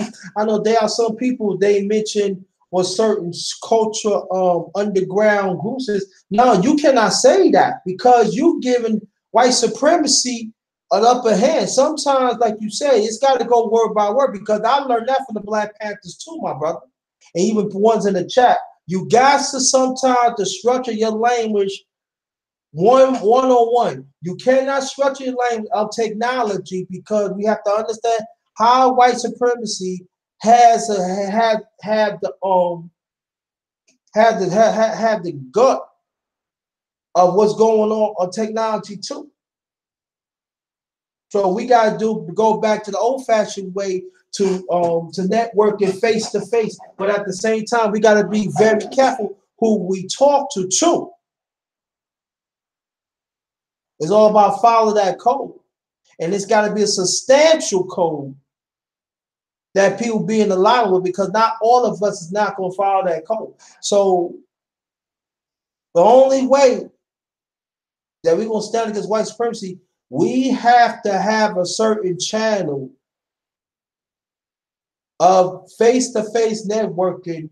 And we're going to do something underground. It has to be, it cannot be on what we talk. So what we talk right now is all good. But it's got to be certain things cannot be on technology. So when you have people that I don't like this about white people, I don't like about that in white people. Because some of them refuse to how to camouflage it. There are some that they did enough. Okay, like Sonny Bus, like my brother Sonny, come to find out he lived like about 30, 40 minutes away from me. So if we want to build, we could build. Well, whatever it is, we talking money shelter, they're gonna stay a money shelter. And any like-minded that want to join in, they have to be in alignment with what we talking about. No, we cannot say that right here. That is the only way that we have to mobilize. That's why I have a respect of the Black Panther. I have respect of other black and civil ones back then. And then we gotta understand the way how certain things I'm not gonna say it, I'm talking codes now. We got certain people, they gonna certain people that look to infiltrate. We gotta think about that too. Like I said, this is not the time to be thinking, oh yeah, that my information better than yours, and we lose in sight of liberation of our people. There's a lot of illnesses going on with us as a people. That's what on my channel, that's what I'm talking about. This is not the time like, oh, my information bigger than yours, or I talk the same way, wherever it is. Now, the ones that I know, they truthful to theirs, so I'm not saying them, but I'm talking about, like, again, these parasite scholars. They want to talk this way, but they don't want to have the information to trigger down to our people. So I call them parasite scholars. And a parasite always stays at one place, and they keep on picking, and hurt you out your body. That's what the parasite, that's what these parasite scholars all about. It goes a black man or a black woman. They're just going to talk about of what sector, what they in. But at the same time, they giving poison to the ones that they listen, and it spreads out, and it spreads out. So what me and my brother Sonny is talking about, and while you're listening, they're not reaching us. But see, the ones they try to talk to us, they want to talk this negative. They're talking about that negative force and everything. But when that white supremacy put that gun in your spine, what you going to say then? Are you willing to die? And that's when the Black Panther Party taught me this too, showed me this too, my brother, when I was very young. You have to be willing to die for your peoples.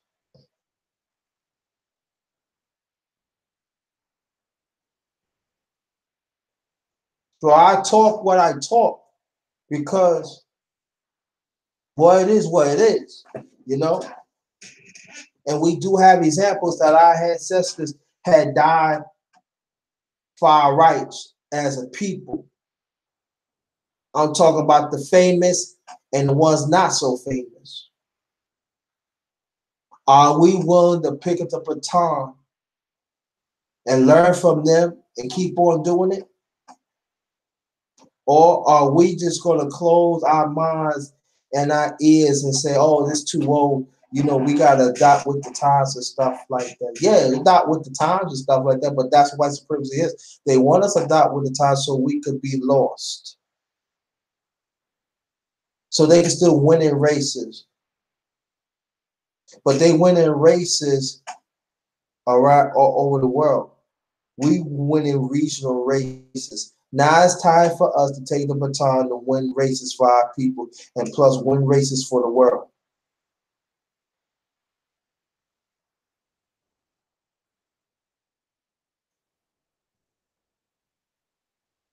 And that's what it's all about. You can go ahead, brother.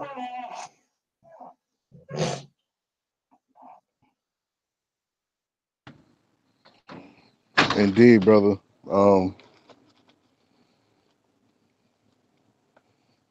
Let me ask you guys. Let me ask you guys some questions in the chat, and then I'm gonna, I guess, give you a few minutes before I answer.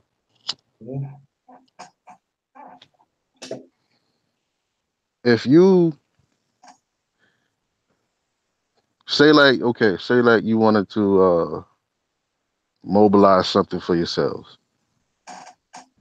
I don't know if you guys was here before and heard me speak before, but a lot of what I'm talking about has to do with the you know what I mean, when you get together, you guys put in for like a vacation home. You know what I mean? That's the group to do that in. But anyway, my question to you is: say you're a person that's in the chat that has the spirit of a leader, and you have the spirit that you want to do something a little bit more for yourself, your family, and your people. Would you be able to create a plan to be able to bring that to for fruition? Like, do you know what steps need what steps that you need to take to accomplish that?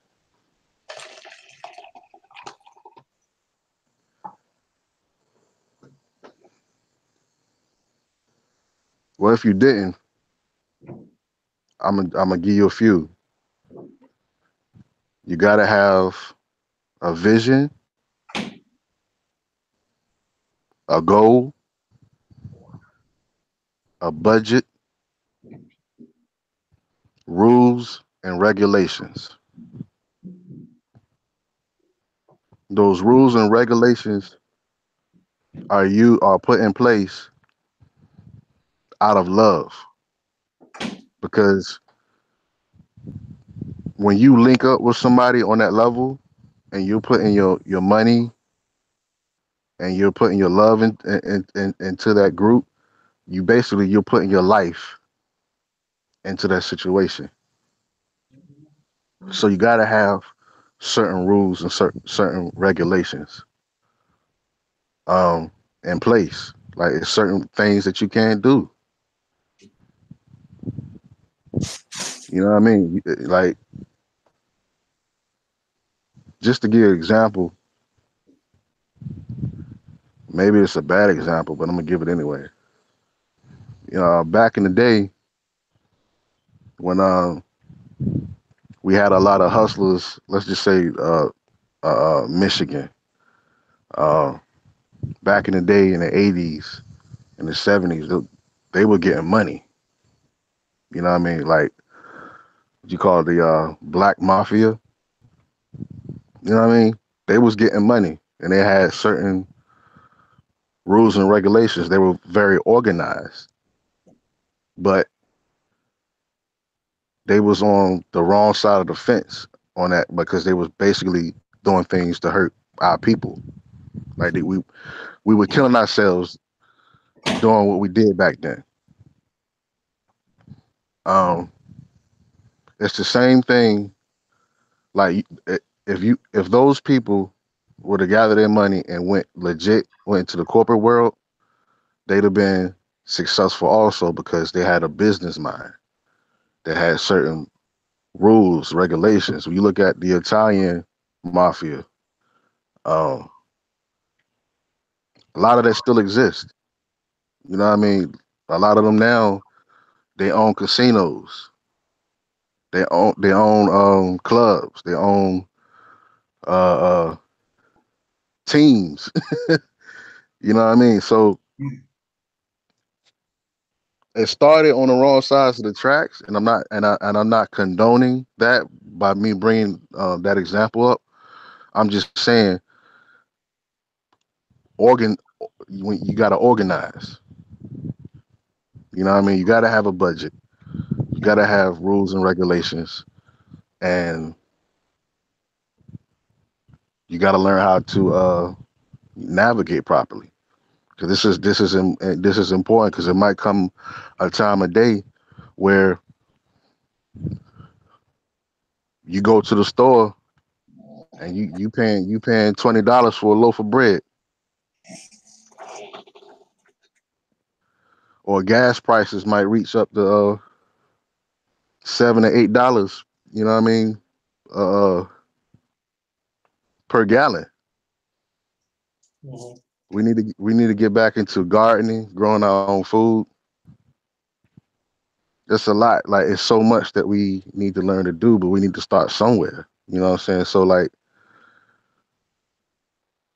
I put my information out there more so to give whatever I can give to help you whatever that you have that's missing, or just to be your brother. You know what I mean? You can call and just talk to or whatever. Mhm. So just be very mindful if you are in a particular group. Um, it was wild because when I was in that meeting and they were showing all the different groups, I was like, wow, these people infiltrated just about every group. Mhm. So just be mindful of that. So if you are in a group, just live right. That's all. Just live right. That's facts. Facts, man. It's so funny that you talk about that, brother, because I've been in town meetings, you know, when I was living in New York, born and raised, Brooklyn, New York, no doubt. Shout out to the source. When I say the source, I call that Brooklyn. That's my way, you know, my roots. That's what I got my tools at. So shout out to the source, Brooklyn, New York. BK, stand up. And and also I found out just when I was younger that our people is not in alignment to mobilize. With also the things you was talking about, brother Sonny. And sometimes we take certain things in a joking matter, and we have to stop that too. Don't get me wrong.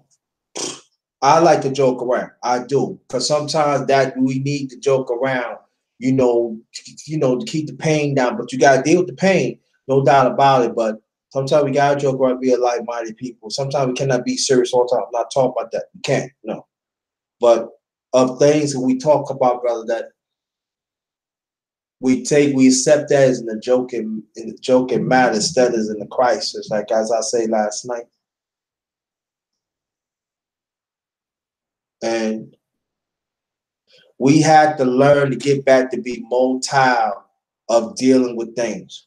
We just cannot just deal with one thing. Oh, I don't want to do. No, we got to we get to I have so much respect for our ancestors, and I'm talking about the famous and the one not so because they deal with a problem that is multi at one time, and I feel that throughout the years of about 52 years of my life, and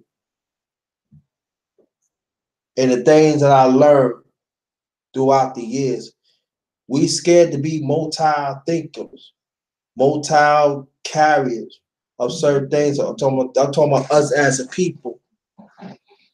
It's like, okay, I'm going to deal with racism, but whatever comes with racism, I don't want to deal with. No, you can't do that. You got to be multi. Because that's what white supremacy wants us to do. They want us to be one-dimensional thinker, one-dimensional people. They don't want us to come back when we already know about them. And that is the point that Saint talking about, are we willing to die? Are we willing to die for the multi of things that we got to fight for the rights of our people? It's not just one dimension. It's a whole lot of dimension that goes into this.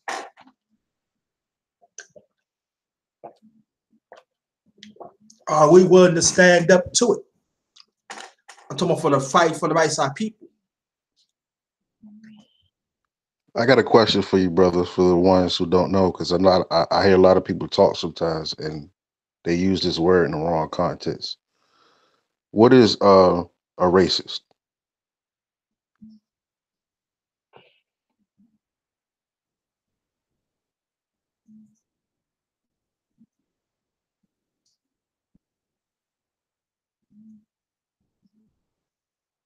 Did you get that, brother? I get what you're saying. I'm waiting to chat. If they're not into the chat, you can go ahead and answer.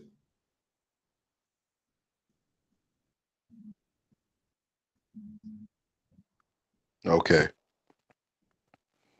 A lot of times we look at the word racist as the same word as bigotry or someone who's being a bigot. It's two different things. In order for somebody to be a racist, that person, like if you're talking to a specific person and you like, they might say something out of pocket, they're not a racist, they're a bigot. Like somebody you meet that cuts you off and he just, you know what I mean, he just curses you out, call you out your name. He's a bigot. A racist is someone who's in a position in life to where they can cause harm to a group of people systematically. So, for instance, um, if you are into politics and you erect a law that is against our people, like the Clintons, the Clintons, I forgot the name of it, but it's the what was the 3 strike joint? 3 strikes, yeah. That's part of the Patriot bill. You know, there's certain laws and certain rules that people put out there that are racist laws that basically hurt our people. Or you got someone who's the owner of a huge company, and they don't want to hire. They just go by the laws as far as hiring Asiatics. Like they hire just enough numbers to meet their quota. You know what I mean? They don't have many Asiatics in management positions. Those are racist. Mm-hmm. You know what I mean? So what I'm saying, in order to combat racism, we have to get together as a people, right? Mm-hmm. And start building our own things to the point to where we don't have to work for them anymore. Right. We are the biggest consumers. Like they make so much money off of us on uh, Thanksgiving, Valentine's Day, Christmas, all of those situations. Like we can amass more power if we was like, okay, we're not going to spend our money here anymore. That hurts. That hurts the system. You know what I mean? So I just wanted to throw that out there. Like it's a difference between someone who's being a bigot and someone who is a racist. Racist, somebody who can affect a whole city or a whole neighborhood. Mm-hmm. You know, that's a like you might have a chief of police who's a racist, right? Mm-hmm. So he's okay with a Caucasian or European beating down on an Asiatic. Like he might help them get away with the situation. Mm-hmm. That's a racist because he has the power to influence and affect law in a way that is a detriment to our people. Yeah. Right. Right, and that's a good point you say, my brother. That I always say this, and you know, I always say to me, I'm talking about to me, white supremacy is all about the mindset, the symbol, and the legislation.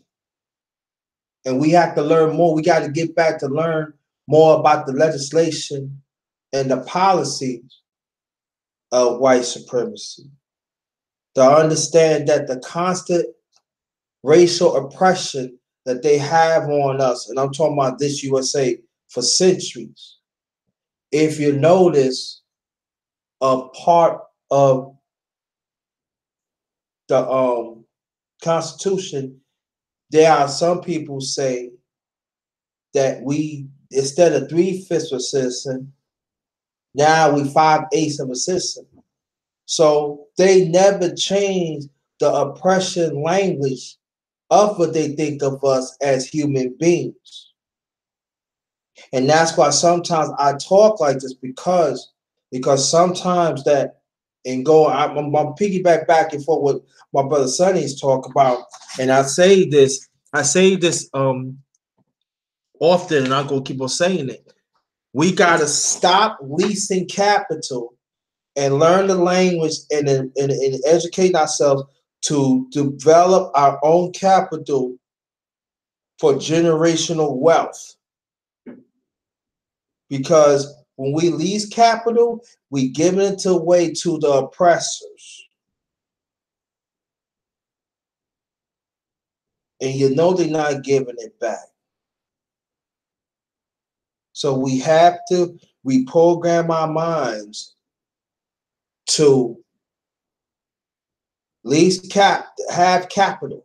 And it's going to take a minute because sometimes some of us we're not really built to own capital because to them we were just a commodity. So when you have a commodity, that means you leasing. So that means that we know as whole as a people, and we start knowing about ourselves. That's why I always talk about advocate ourselves.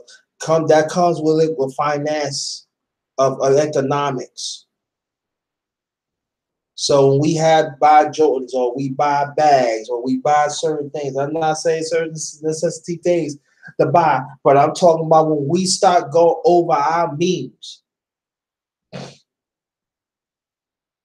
That is a problem. And that's why we are the most consumed race in the world. Not just USA, but around the world. So we have to learn to stick to our means again, just as our people in the past. Look at the Black Wall Street, Rosewood, Florida, Weeksville, Brooklyn, New York. Yeah, back in the mid 1800s, Weeksville was nothing to fuck with. Weeksville, Brooklyn, New York. Look it up. Matter of fact, I did a 2-part series on it. And if it's not on there, I gotta pull it up Cause I know how YouTube is sometimes, you know. But I did some in Wheatsville, 2-part series.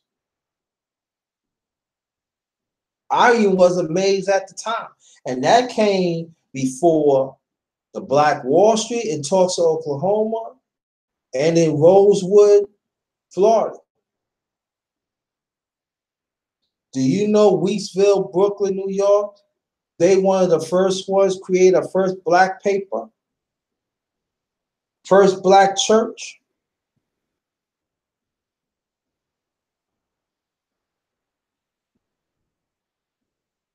Yeah. So that's what me and Sonny is talking about. We got to get back to this mindset of multi-thinking. I call it, I just made it a multi-cultural thinking of our people. We have to be multitasked in our culture. We have to be multitasked of what's going on in the past so it's connected to the future right now. Let me repeat myself. We have to have this multicultural thinking for our people that has that certain connection from the past and to the present. We need that. That's the point I see. We need to teach our children not to buy the world class mentality. That's facts. That is very facts. P Money. We need more accountants, construction workers, anything else need for us to be able to build ourselves that we could do our own thing as a people. That is also facts. I see that where budgeting comes and pay down to expense to start and build a personal portfolio, a collective portfolio. Yeah, facts. P Money. Racist are the people who can be financially hindered to our progress as a people. Biggest are the people who say they do rational, discriminatory things to any race. Let me see. Yeah. So we got to develop that multicultural thinking for our people. You go ahead, Sonny. Indeed. Um, as far as the group thing is concerned, um, for ones to want to, start a group and like throw business ideas into the hat, you know what I mean? Erect a business, you know what I mean? If you're good at cooking, you know what I mean, get your food truck or something and post somewhere where it's high traffic. Um, Try to get it to the point where each person in the group, you know what I mean, they have their own business. And then at that point you can work on phase two of the goal, because this goal should be a life mission goal. You know what I mean? Working with your friends, your family.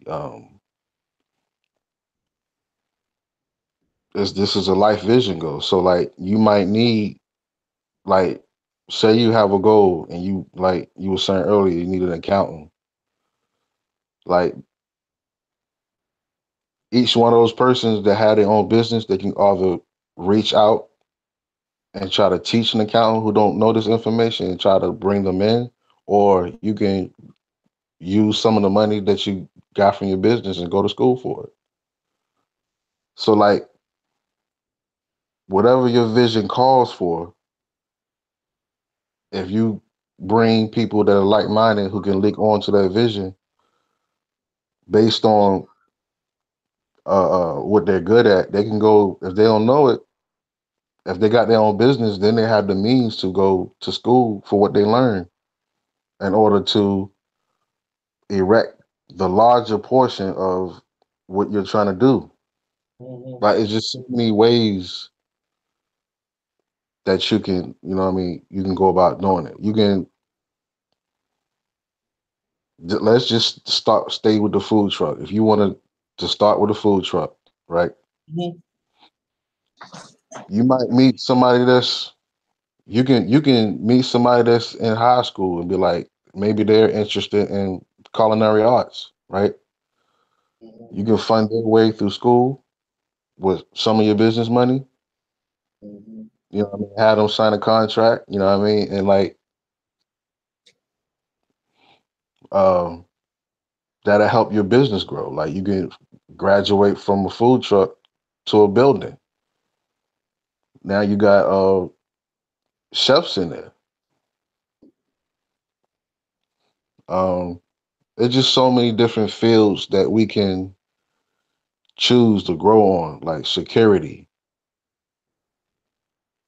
You know what I mean?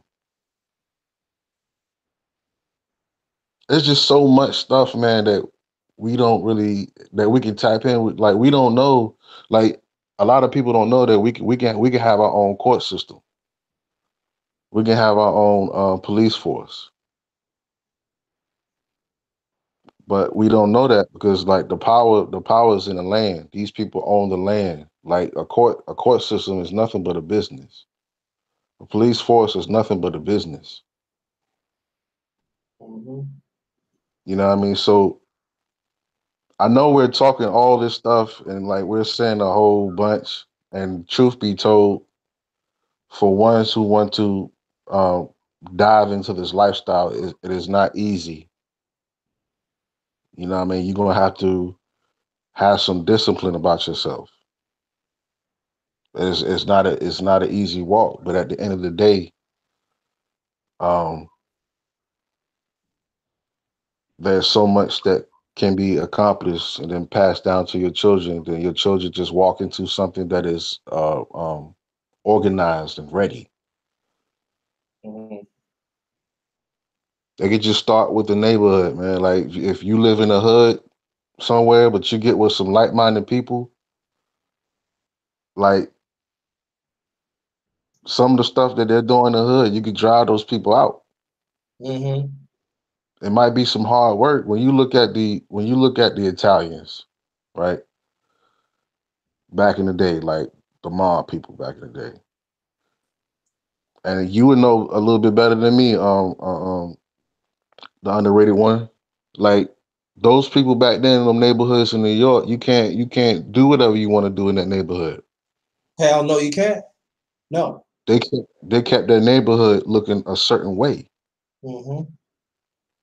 You know what I mean? Like it might take for people to kind of step out there like that to like look, you know what I mean? Like this is what we're trying to do in this neighborhood. You can't do this no more, yo. And then if you can give them something else that they can do to be useful. Right. But that's that I mean, like I said, that's a tough road to walk, but that's my mind state. I don't expect everybody to have my mind state, but for the ones who do, um, you know what I mean, just run with it.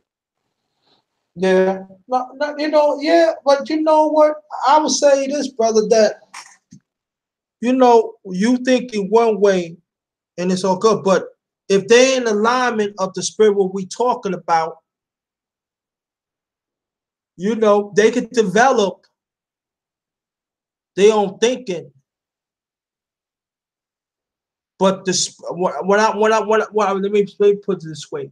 I'm talking about the spirit, and I also the multicultural thinking when I created.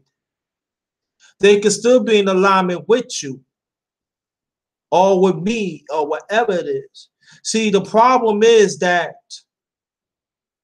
there's some of us that, oh, we want to go your way or this. No, but see, what I would tell them, you missing the point. The point is that we all got to, I'm talking about us as melanin people, we all got to mobilize in one mind and one sound, one way. That is the only way we're going to benefit as a people. So that means that we also got to have a collective mind thinking. We got to stop having these individual thinking. Now, when I talk about individual, I'm not talking about you. You need to work on yourself. You gotta have that individuality thinking. I'm not talking about that. I'm talking about we have to develop. Thank you so much, my sister. Very much appreciated.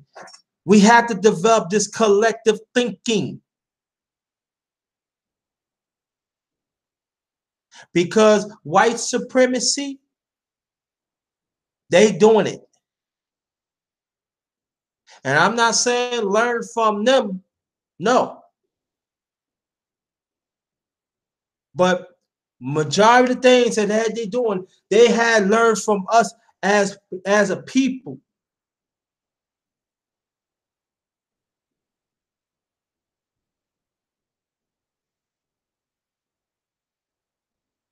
And that's why sometimes we get caught up because we want to had this certain selective individuality thinking, and we just want to be around certain ones because that person make us feel good, and then we don't want to spread out.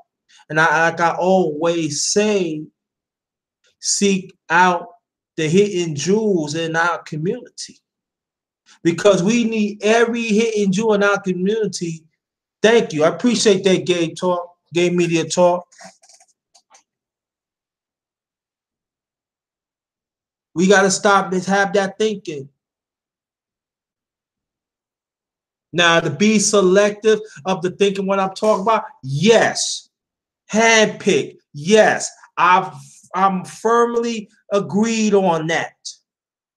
But at the same time, of this certain individuality thinking that we have for us as a people, and then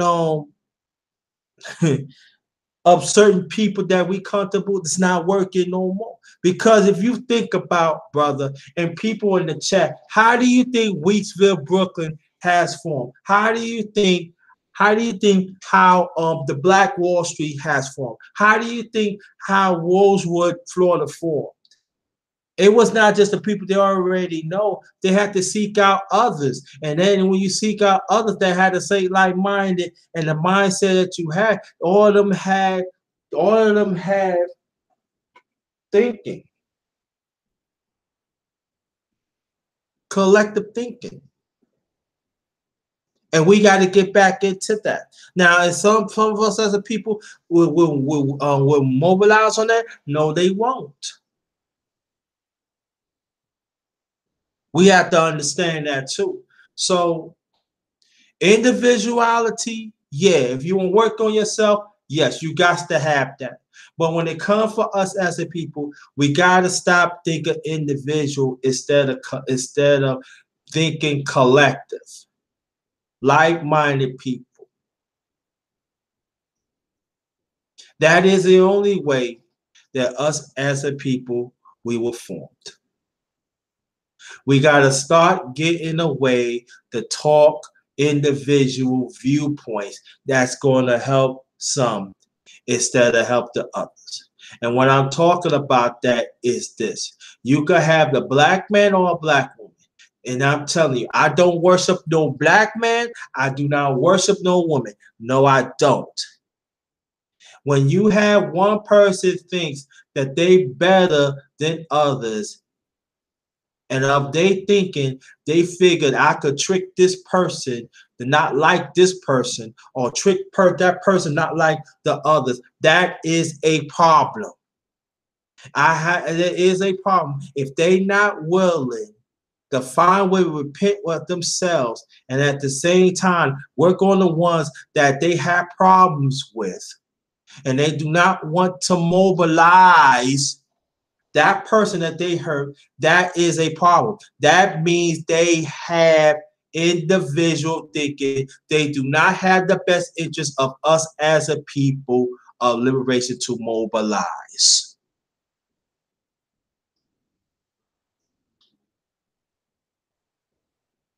Individual thinking is not. And so that's why I always told brothers and sisters when they say, I don't like that person. I don't like that person channel. Oh, this person did this and that to me. Well, you know what? You better find out yourself. 9 out of 10 times, and they keep on talking about that person, especially if you know that other person is changed their life, they changed their way, and they willing to mobilize collectively as a people. You need to look at that person and say, hey, something's wrong with you, because they out for their own interest. When a person out for their own interest, again, they have individual thinking. We don't need that in our community. That's why it's hurting us right now.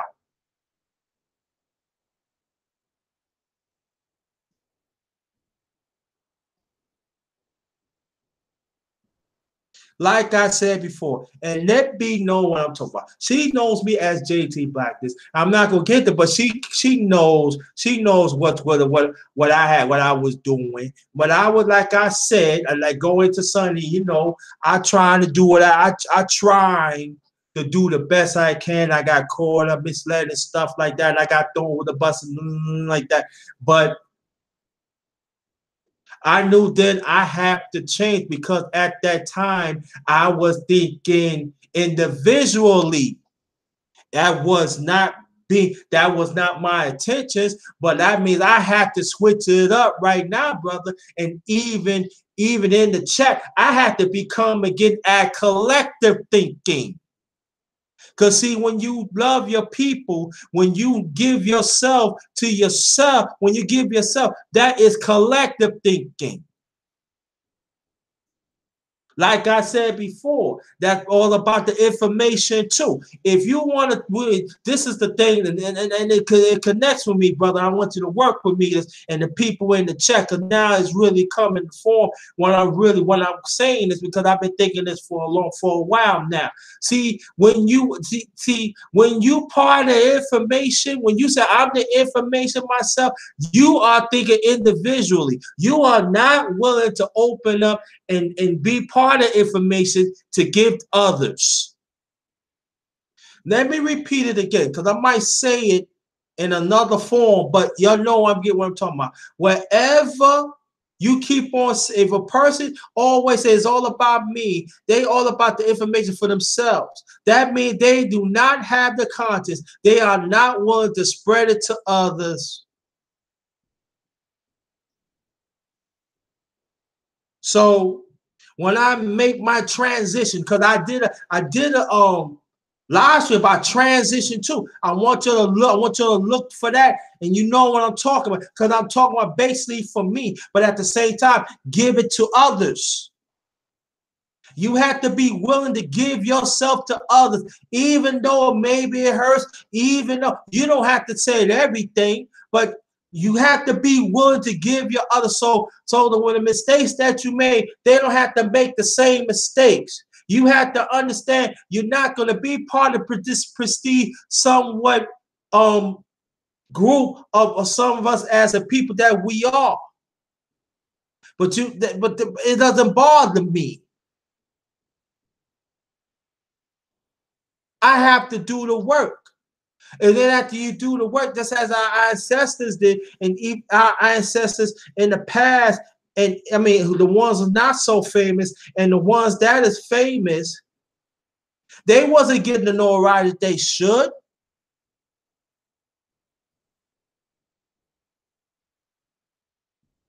But they kept on doing the work.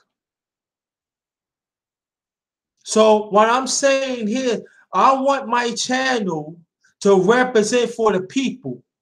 I want this channel. No, let me rewind that back. Ooh, rewind that back.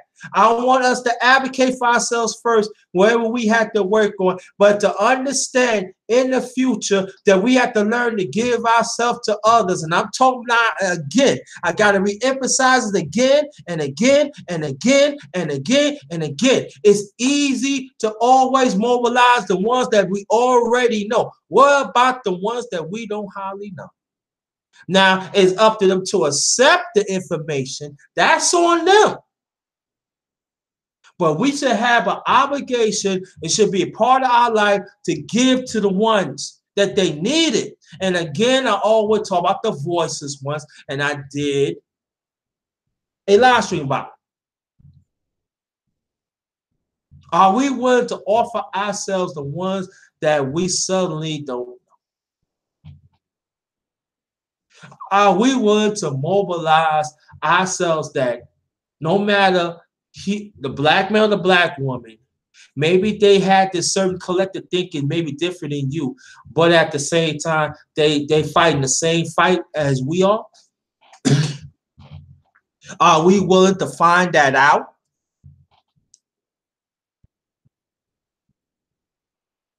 See, these are the questions that I had to ask myself too.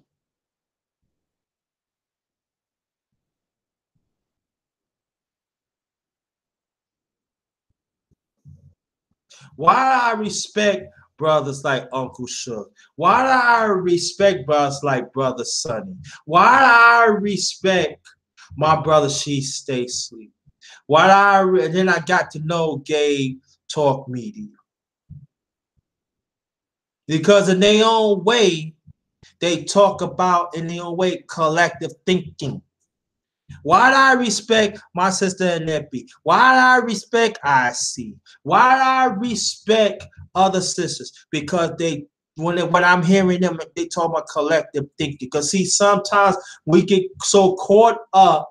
See, that's why these feminist groups and white supremacy is all about. If you really think about it, because they talk about this individual thinking. Because we be thinking that, oh yeah, they work for their own. Yeah, they work for their own, but they talk individual thinking. So that means they want this certain dominance. But what they fail to realize, you learn from our own dominance as a people, and you turn that around and to smother us, and at the same time to oppress us. That's why we in this oppressive state. Thank you, my sister Annette, as always. So that means we got to get back on our own grind as serious political, cultural, collective thinkers, and to stand up against this oppressed policy that had laid upon us for centuries.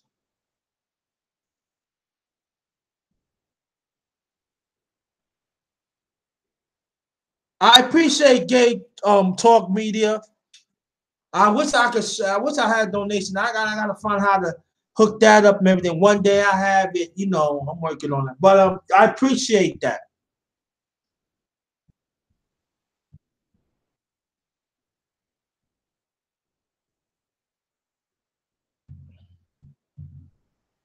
And that's what we had to be. We have to retrain everything what I'm saying. It goes for me too, because I go through it too. So we have to retrain this. And we have to show our kids. And they might not like it, but that's the only way. We cannot put our kids on a train and tell them you keep on going, but they don't know where the goddamn stop to get off at the walk at. It even includes certain others, grown-ups in our community. Collective thinking is the way. And if we have to learn the difference too, and also to learn the status, learn the timing of it too.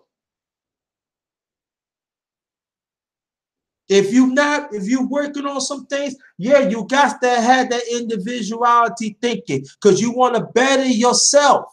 There's nothing wrong with that. There's nothing wrong. You strive, you want to be great. There's nothing wrong to have strong morals and conviction. There's nothing wrong with that. That constructive individuality thinking. There's nothing wrong with that. We need to have that because that's got to transform into collective thinking.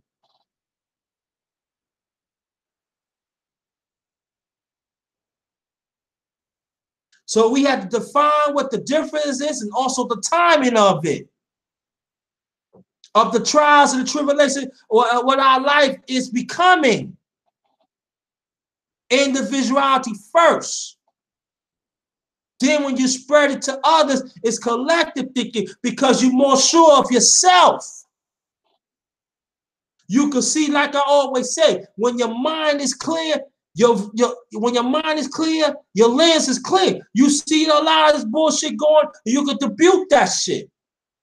Because when you debut that, because that person had this selective individuality thinking. They think about themselves. They think about what their belief is, instead of have a broader thinking of the liberation of our people, the fight, the being a part of the human race that we belong. I thank you in that be have the sharp eye of the truth. We have to develop the sharp eye of truth.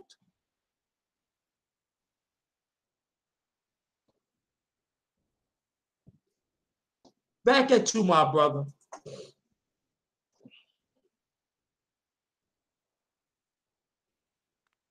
Indeed, indeed. Sharp eye of truth. That is a very, very deep comment that you just made. I'm in agreement with everything that you said, brother. Um, Sharp eye of truth, like, mm. Yeah, and Let me- I mean to cut you off. And like all the hashtags I created myself, but for us as a people. And I start talking in existence, and I said, yeah, sharp eye truth. Yeah, I did that. I had that thing going on maybe almost 2 months. That's very, very important, man. I can go very, very deep into that. The sharp Go eye of ahead. truth. Well, when we look at when we look at the symbol of the all-seeing eye, like on your dollar bill, and you look at that eye, you see the rays coming from that eye, or you see the Egyptian symbol of the eye. Um, that eye represents the pineal gland, Mm-hmm. basically. So, like, if someone were to cut somebody's head straight down the middle, like straight down the middle between your eyes and your nose and your lips, and you split the head in two, and in the middle of your brain, um, going straight to the middle of your forehead, you'll see that eye. That is your pineal gland. Our pineal gland is very, very important, and a lot of our pineal gland is not activated. Um, I think it is a very important thing for us to begin to have some quiet time sometime. You know what I mean? Like at least one day a week, you know what I mean? Or your day of rest, whatever your day of rest is. Mm-hmm. Turn off the TV. You know what I mean? Play some meditation music, like some sage, and just learn to meditate, learn to breathe. You know what I'm saying? Clear out all your chakras. You got 7 chakras in your body. The highest one is the crown chakra. The crown chakra. That's where you activate your pineal gland. Mm-hmm. You know what I mean? Meditate on ways that you can make your conditions better and your people's conditions better. You know what I mean? Live right. When you start to get into your groups, you know what I mean? Because I put my information out there. I'm willing to talk to anybody, but it might be easier for people who live in a different state that might know people that who are like-minded.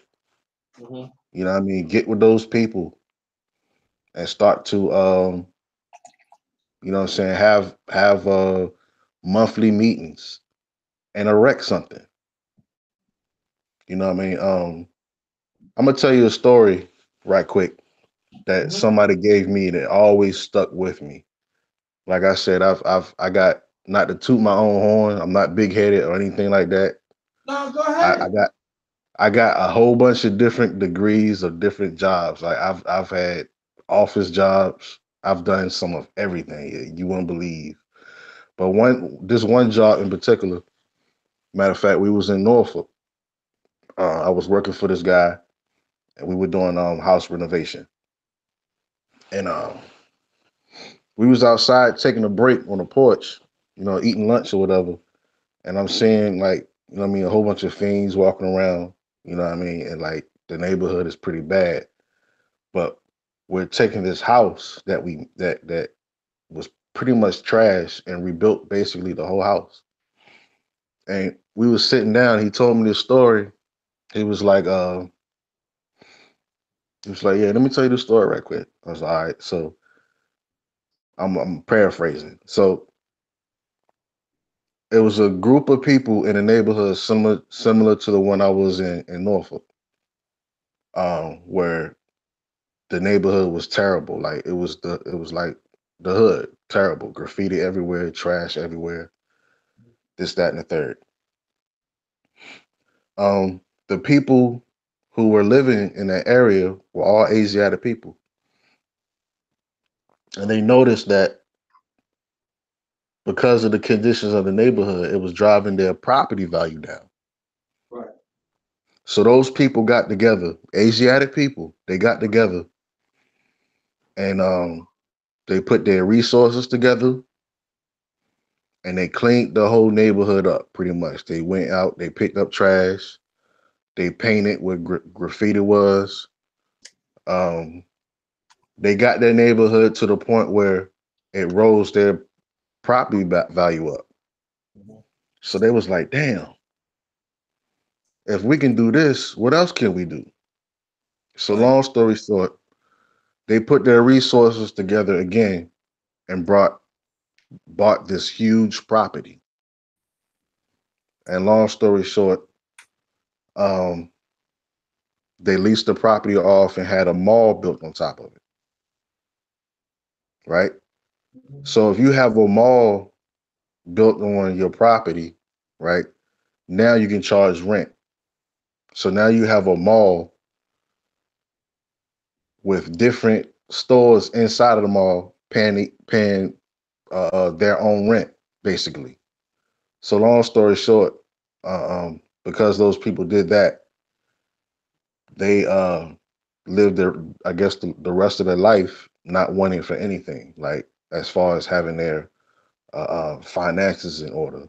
You know what I mean? For them, their kids, so on and so forth.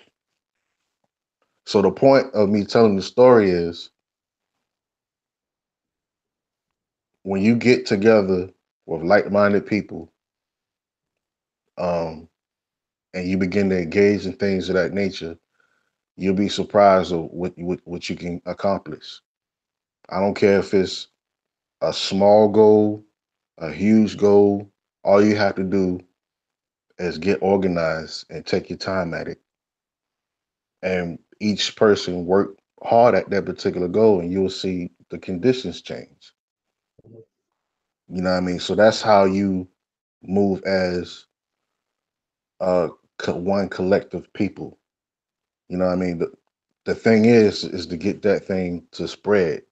Each person that's in the chat, you might have your own group, whether you link with me or you link with the underrated darkness, whoever. Start your own, start your own particular group if you are one who you feel like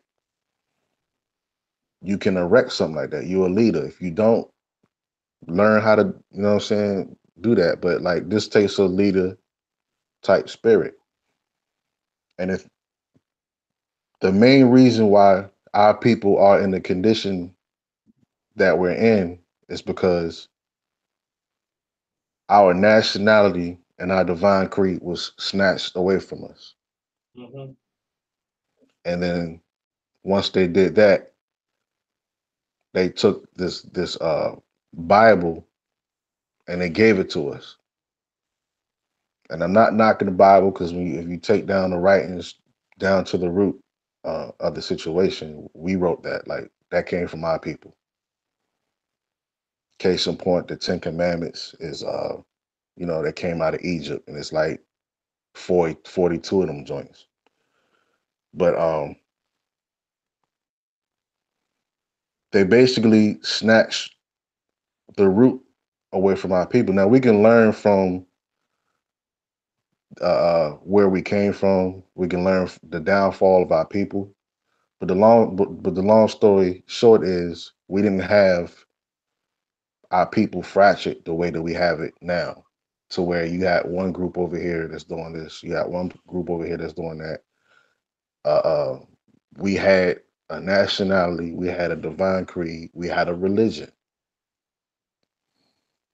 You know what I'm saying? They snatched that away from us and gave us something else. So when you look at the conditions of our people now, we're still suffering from that now because we had a nation. Now we don't know how to operate as a nation anymore.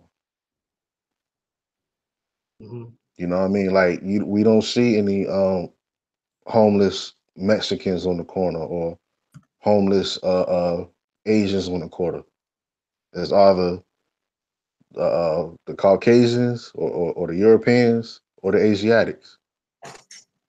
Uh-huh. You know what I mean? We are fractured as a people. Yes. For me personally,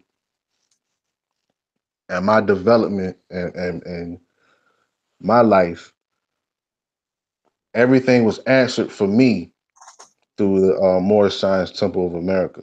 A lot of people don't know about the Prophet Noble Drew Ali and what he did and what he laid for the people, for our people. And basically, everything that we're talking about Mhm.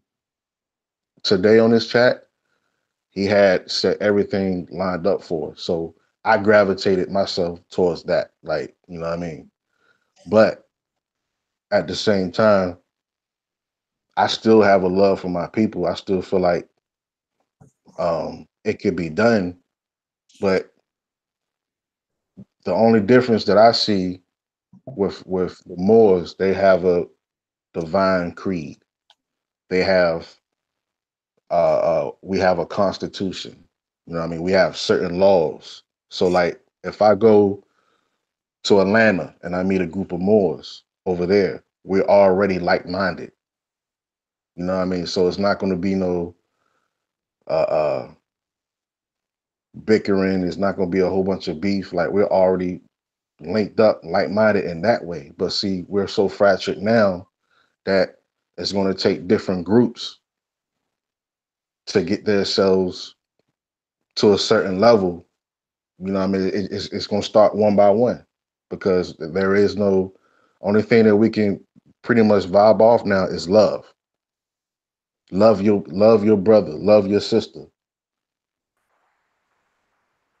You know what I Peace, mean? man. Love yourself. Peace, brother. Love yourself enough to want to share the, you know what I mean, share knowledge. You know what I mean? Like the brother underrated doctors was saying, like, you know what I mean? Help lift your brother or sister up. But like I would like all of y'all in the chat, you know what I mean, to try to start a group, man. You know what I mean? And start a business for yourself. And that example that I gave is a true story. And that's to me, that always stuck with me. That story was told to me about 15 years ago. It always stuck with me because when we realize our power and the power and when we get together, we can do some amazing things.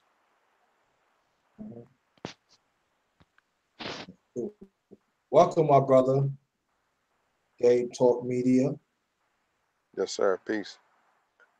So what? Peace. So what you want to bring to the table, my brother? Yeah, I just joined back in, brother. What was I heard the tail end of what our brother was talking about starting businesses and whatnot. Was there a question on the table or particular thing you want me to address? Go ahead, Sonny, let him know. Indeed, man. We're basically talking about um the conditions of our people, how we can make the conditions of our people better.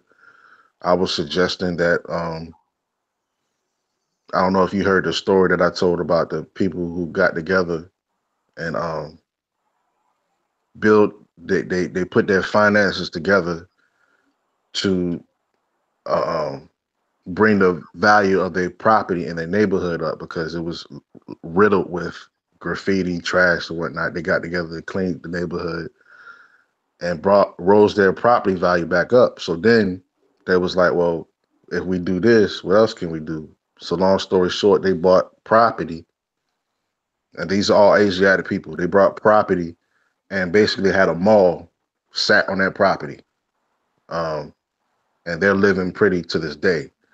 So I'm suggesting to the people in the chat and for everybody, uh, um, you know what I'm saying, get their lives in order and get with like-minded groups of people to try to erect something. You know what I mean? Because like we're talking about nationhood. Like when you look at the Jews, Right.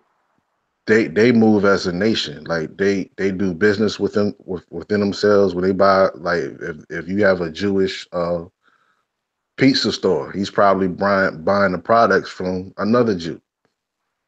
The Chinese people, they got their own Chinese store. They buying their products from them. Like they're circulating the money within themselves. Right. Right. Yes, sir. No, I uh, damn. Hold on one second, brother. I need to pause real quick, and I'm gonna come right back because you make a beautiful and excellent point, my brother. Okay, you can come back. Just let us know, brother. Yeah, I'm coming right back. Okay. Well, to take on what you're saying, my brother Sonny, let's get them likes and the views up and share this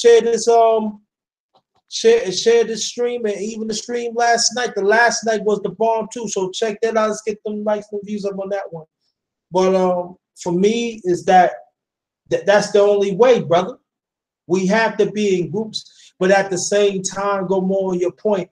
We have to learn to reach out, but it has to be face to face. You know what I'm saying? What we was talking about an hour ago. We cannot let everybody know what we're doing. Indeed. And then like and for ones reaching out, um, it depends on how far you're trying to go in the conversation to where it has to be face to face. But ones might have questions on uh, um, how to start a budget. You know what I mean? Because before you can erect any business or do anything outside of your household, you gotta have your household in order. Like you gotta know how to budget your money. You know what I mean? In your house first. A lot of people really don't know that. We wasn't taught that. I wasn't taught that in school. You know what I mean? Mhm. Um, but I was gonna say like um, it's very important. We live such busy lives. We live in a microwave society. You know what I mean? We work so much sometimes we don't have time to cook a good meal. Turn the TV off sometime. You know what I mean? Go to a nice Asiatic bookstore or Asiatic store to where they, you know what I mean, they sell soaps and things of that nature. Go get you some sage. Sage is very important. You know what I mean? And just sit and meditate. You know what I mean? And if you sit and meditate, whatever you meditating on, those answers will come to you. You know what I mean? If you don't have a particular group to start something with, meditate on it. But then when you meditate on it, begin to look.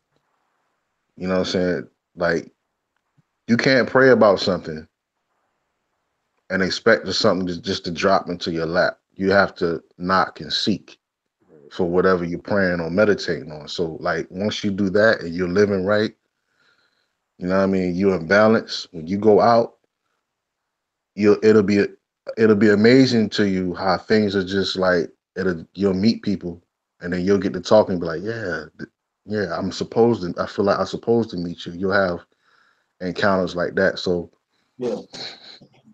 Facts, facts, facts. Can I join indeed, it back Pastor in? Mike. Go Indeed. ahead. Okay. Yes, sir. Nah, the brother was making an excellent point about um, doing things as a community, and I think, like he said, we always say it. Like we kind of know that's what needs to be done. And I use myself as a an example of kind of the scenario that happens in our lives that kind of impede us a little bit from actually doing what we need to do. And a lot of times it is the fact that we've already saddled ourselves in certain kinds of debt that keep you from being able to contribute to what's more important. A lot of times, before we are conscious about what needs to be done in the community, we're trying to keep up with the world and things that we think make us valuable. And in the course of us trying to figure out, because the consciousness a lot of times did not enter until late, we're saddling ourselves in things that are, somewhat vanity. Some of it actually is value add to your personal life, but because of the lack of knowledge, lack of consciousness, and awareness that our community needs to develop, we are involving ourselves in things and becoming indebted to things that are not worthy of our time and energy. So we have to kind of enter a reversal process of what's actually important in our lives as a community of Asiatics, if I can use the same term. And I essentially mean black folks. Um, for those who get all thrown off by the term. Um, I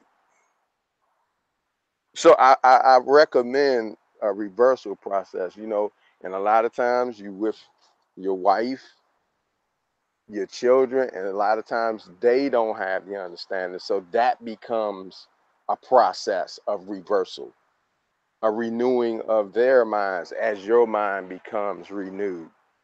You follow? And this is like the reality of our conditioning that we fully accepted and we moved on with it. And so when this stuff comes up, it's almost like the devil, if you pardon the term, or if you allow the term, the devil pre-planned our lives, you know, pre-planned our lives. And so we, in our lack of knowledge, went along with the program. And so once we understand that, we have to do what it takes to reverse the psychological damage and positioning that we have helped him to place us in. And I think what the brother was saying is that after you come into this understanding, we have to, and it does take time. It's not instant, brother and sister. It's not instant. And I also encourage us to be encouraging and not as condemning as we can be within the community, understanding that it is always a process. It's a process. And sometimes because we want it to happen right away, the microwave society that the brother is speaking of, we want it now, and your neighbor wants you, that anybody who turned on their consciousness a couple years ago and has gotten started, sometimes they forget about the process that it took for them to get there. And then we end up kind of fighting about that, arguing about, lifestyles and whatnot. So I'm not going to prolong my time, but I appreciate you give me an opportunity to contribute to such a No, topic. no. If there's anything you want to, because no, because this is my channel is about, and I encourage sisters to come on too, because for me it's like we brothers, we build it, and it's all about strength and the brotherhood. But I want the sisters to know too that we need y'all too to build too, and and and the sisters, you have to get on, because it's very important. Now, I know I seen that your interact with other sisters and some brothers. It's all cool and everything, but I put my email out again in the chat, and again, I want to see the sisters. It ain't all about trying to kick and everything, but the only way we gonna solve our problems as a people is and have our family, get our family unit back together. It's gotta be up to the black man and the black woman. Facts. We gotta stop letting the system talk for what we need to have, our narrative. We gotta stop that. And it goes for brothers too. And so for me, it's like, ain't like Sonny knows me, ain't no filter with me at times. Hey, you gonna do it or you're not gonna do it. I still love you as a family, but I know I be hearing too. Maybe I get on the subject a little bit. Oh, brothers ain't doing nothing. Oh, brothers not talking. I find quite a few brothers. I'm talking to two brothers right now, always talking about empowerment and as a people. They're not talking about empowerment as black men. That at times that we better have those conversations more in the future. We better. But these brothers always talk about strength in the family. And it seems that at times that's not being said. It's not like you not tell these brothers, like, Brother Gab thank you to talk about our family. Thanks for the enliftment, for me as a black woman, and vice versa.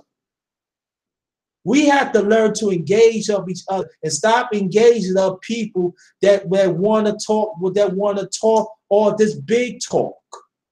These big words, this persona and stuff.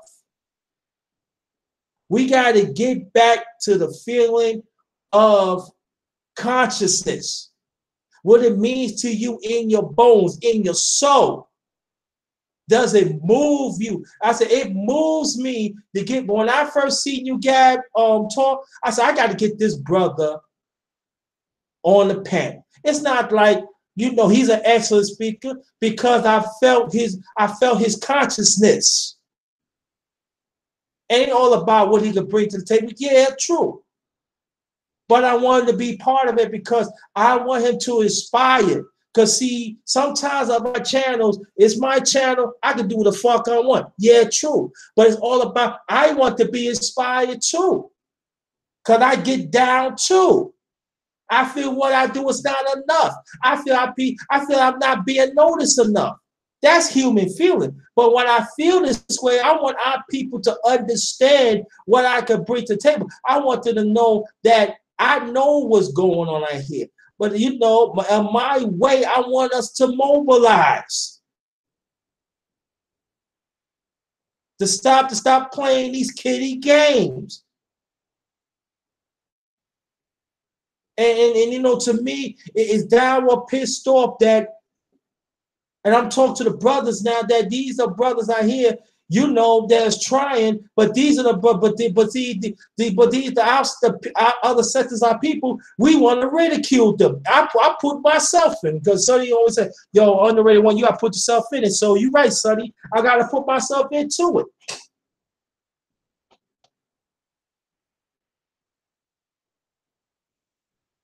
Be about that work. That really means you got to be in your soul. You got to know.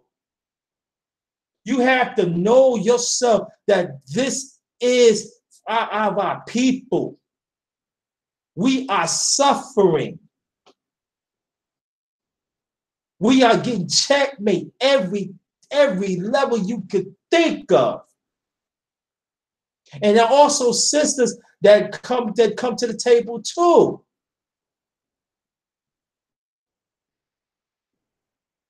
We got a lot of parasite worshipers in our community. And I'm talking about the black man and the black woman. And it goes back to why I make this point again. They are individual thinkers. They are not collective thinkers. See, where we at right now, I know these brothers. We are collective thinkers. We here and committing for the right, for the rights, fight for the rights of liberation of melanin people around the world. And black women, you have to be in alignment with it, as likewise the black man got to be in alignment with it. Sisters, you need to understand this. In a few months, it's going to be a whole lot of women going to be running for Congress. I said in my past live streams, but I'm going to say it again. Let me repeat again, sisters. It's going to be a whole lot of women going to be running for Congress in a few months. And then they're going to say whatever they do, talk of their few points, and they narrow, trying to get your mind of our agenda. Do not let that happen. And it goes for brothers too. We got to stop falling for their phantom cliches. We got to stop it. We got to stop falling for this certain cliche agenda. Sisters, you have to understand they always had to fight to destroy the black man. You have to understand that. So you have to have the constant fight and to understand it. Black man, we have to understand that there are some black women out here that are blind. So we have to bring them back to let them know the consciousness of us as melanin people, that we have to be in alignment. It takes both of us to fight together. No more individual thinking. No more individual allowance that is breaking up our family unit.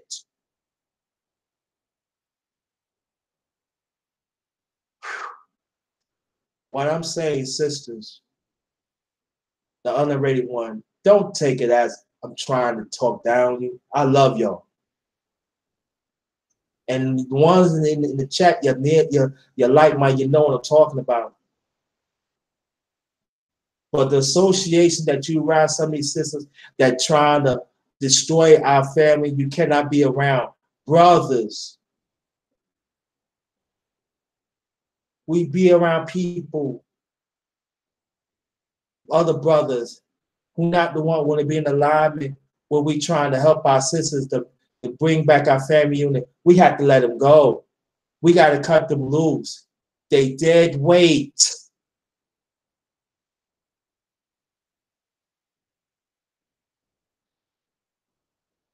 I made a live stream about get your weight up. We got to get our weight up now. The black man, the black woman, we got to get our weight up right now. Because time is ticking. Because that dead weight is holding us back for centuries. Because some of us follow the mindset of white supremacy. Especially the legislation part.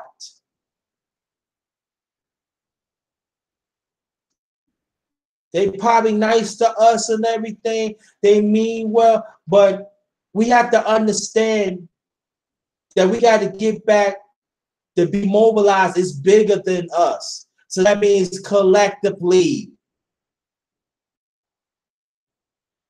We got to get back to that. And it goes for the underrated one. It definitely goes for me too. Everything I say, it goes for me too. And I'll do whatever I can to apply it.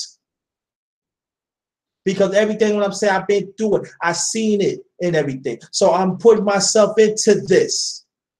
And I want to put myself to this. Because I want to see greatness for the black man and the black woman. Brothers, you can chime in. Indeed, indeed. Indeed, indeed. Powerful words. I want to chime in a little bit on what the other brother was saying because Yeah, go ahead. he hit on something that is a root of something that I want to address a little bit. He was talking about um, basically because you like when you come to the consciousness and you get to a point in your life where you're like, okay, now I want to do something, right? I would like to erect a business, but you lived a life to where you put yourself in certain debt. You know what I mean? Like you dug a huge hole and like climbed in the joint, but now you're in so much debt that you don't know how to get out of it. A lot of people are in that predicament. You know what I'm saying? That is, let's deal with this root right quick. So, in order for you to dig yourself out of that debt hole, you got to be disciplined and you got to throw your pride to the side because it's something that you're doing that is not right. So, it's something that needs to be corrected. So, what that means is you need to swallow your pride and go to someone who knows how to do that, which means like you're gonna have to swallow your pride. Like you might have to trust that person enough to open your books to this person to let them know, you know what I'm saying, what you got coming in. A lot of people don't even know how much gas they spend for a whole month or how much money they're paying for food for a whole month. A lot of people don't know that you really should run your home like you would run a business. We throw away our receipts. We don't know we know how much we got coming in, but we don't know how much is going out.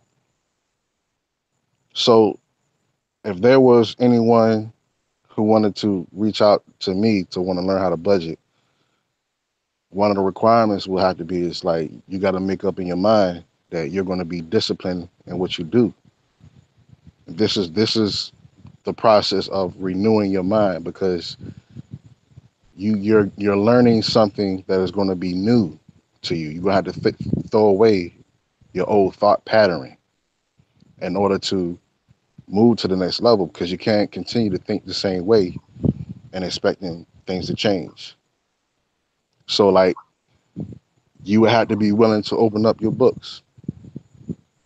You know what I mean? This is how you because you can't erect a business and your finances is not at home. Learn how to keep your receipts now. Keep all your receipts because when you get a business, you're gonna have audits.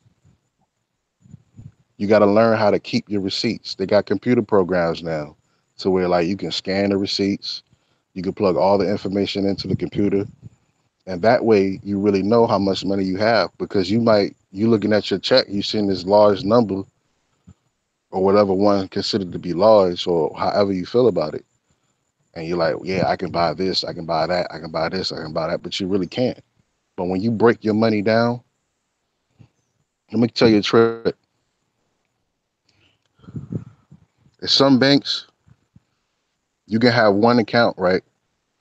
But you can have sub accounts under that account. So like you can nickname accounts. You can have an account that's called food, um, your bills, utilities, and then you got to have some money that you just for you to just to spend throughout the week. But you can't just go and buy this big screen TV. Like if you want this big screen TV, you're gonna have to save out of that money that you're spending for yourself, and that's gonna take discipline. Like you can't buy it right then. You might have to wait 2 and 3 months because like in order to start a business, it's going to take some finances. So you're going to have to set aside some money for whatever business that you're trying to erect. So that's why I keep pounding it in like a spiritual hammer until it becomes part of every part. Like you need to sit down, you need to meditate, write down, use your birthright, and write down your vision, the vision that you have for your family, the vision that you have for yourself. And then from that vision, you have your short-term goals and your long-term goals. This is going to take some time for you to do this. This might take a week to do or a few days to do, because it's like your goals shouldn't be uh it shouldn't take 30 minutes to do that, you know what I mean? But from your long-term goals and your short-term goals, that's when you break that down into subsections on what you need to do to bring those goals into flourishing. You have to write these things down. I can't stress it enough. This is a spiritual degree that a lot of people, like when you look at some famous people, Steve Harvey, Oprah Winfrey, uh, a lot of people, they have vision boards. They learned it from somewhere. Write your vision down. You know what I mean? Learn how to budget. You have to learn how to budget. I cannot emphasize that enough, because once you get to the point where you're disciplined, you're not buying, spending everything out of pocket. You budget. Say you can only spend $50 a week. That's not including your gas or nothing. Like, you have $50 per week to spend. It might be less than that depending on the type of hole you dug for yourself. But that's it. Right. So like, if you're trying to, it's not wise to, like, if you're trying to get another car, as long as your car working, run with that. You know what I mean? Like, so you might not be able to buy that big TV right now, but just, and that's why it's another thing. That's why it's important when you write your goals down, put it up on the wall and remind yourself why you're doing what you're doing. Because right now, if you dug a hole for yourself, you're suffering right now. Like, it's certain things that you want in your life. I mean, it's okay to have nice things.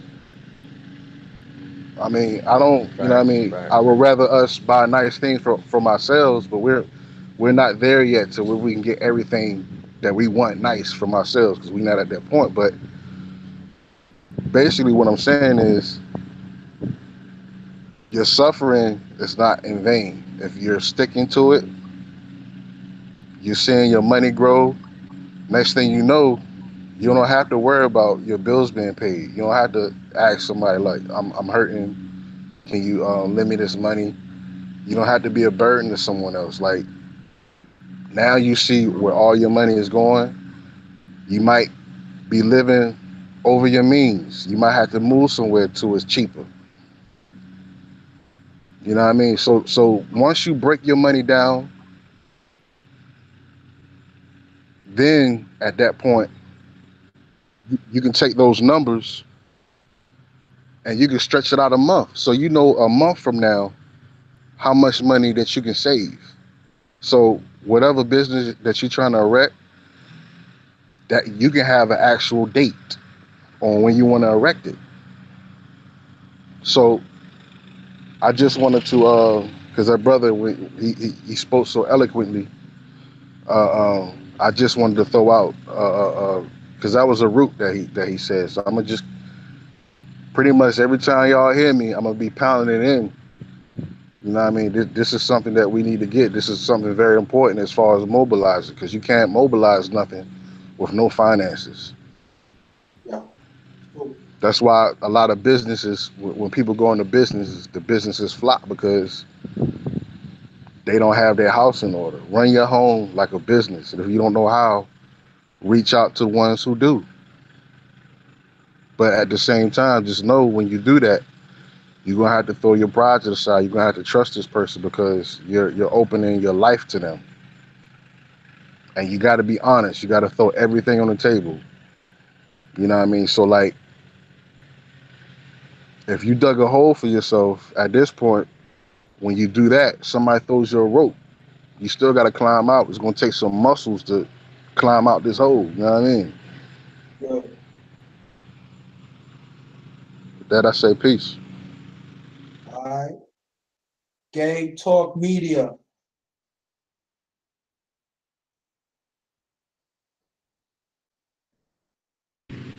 think the brother dropped off. Well, his picture's still up there. Well, when he come back. Oh, somebody asked you a question.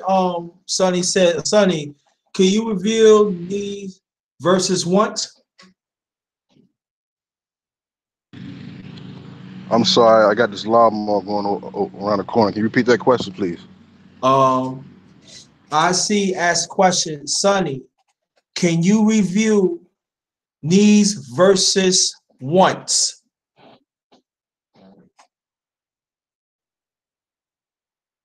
Can you review these verses once? I don't understand that question. Elaborate. Yeah, elaborate on that. On Gay Talk Media.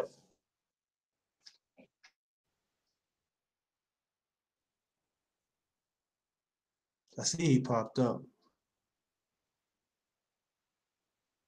Well, I'm going to elaborate on what you're saying, and you talk about define that so eloquently, and that's true. But I'm gonna go one thing better. Before we do that, we better budget our lives too, and we have to understand that we know that if there's something that we do not that we doing that we know that it causes detrimental to our life, are we willing to budget our life? Are we willing to take the necessary steps so we can have order in our life?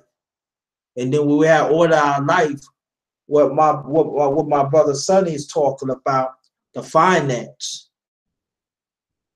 And for me, that have to we have to understand that first.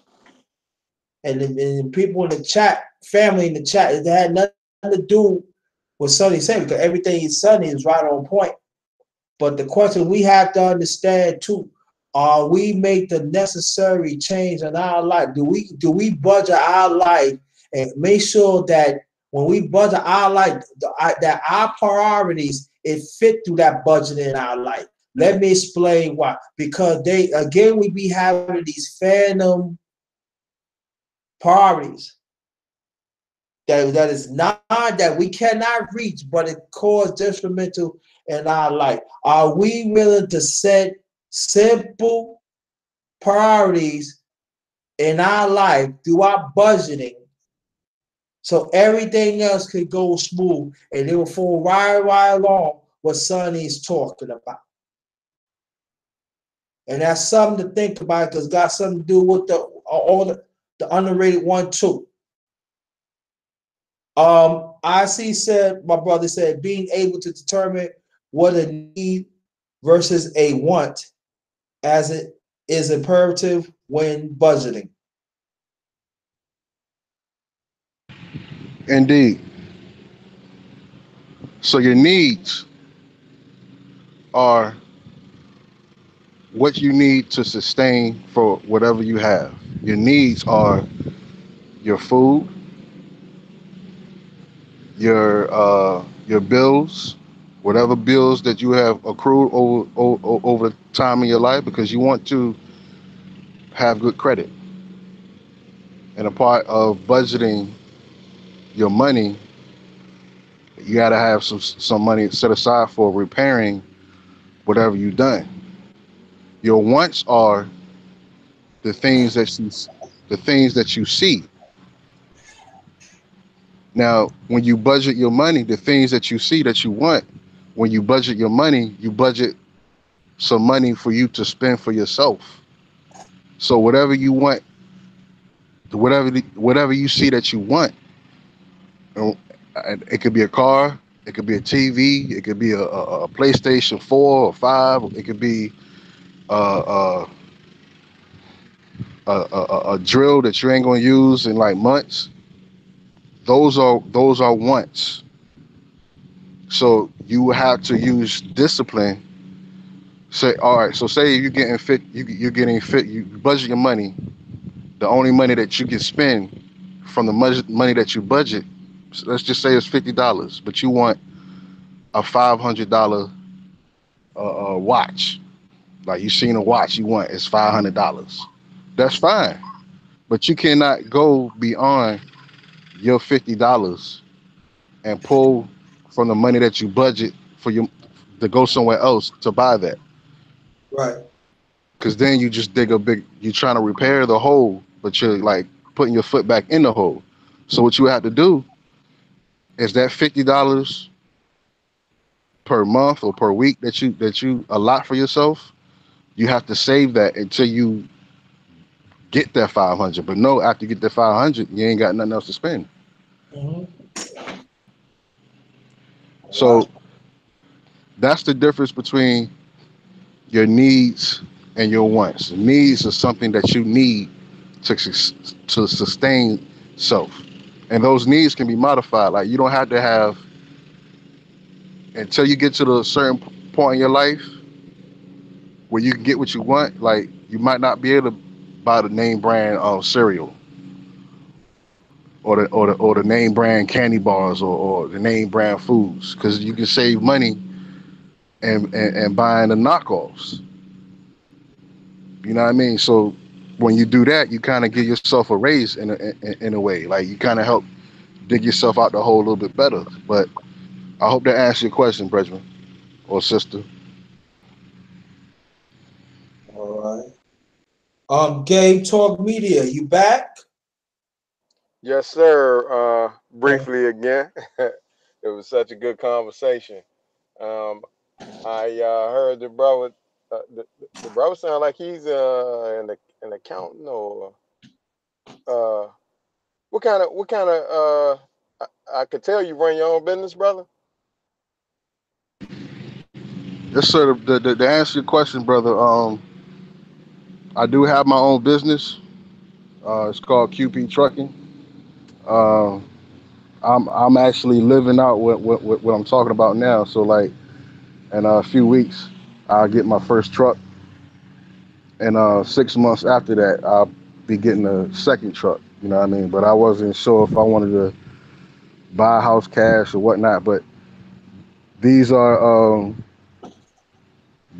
that's what I'm into. So um, this Yeah, I was. conversation, indeed.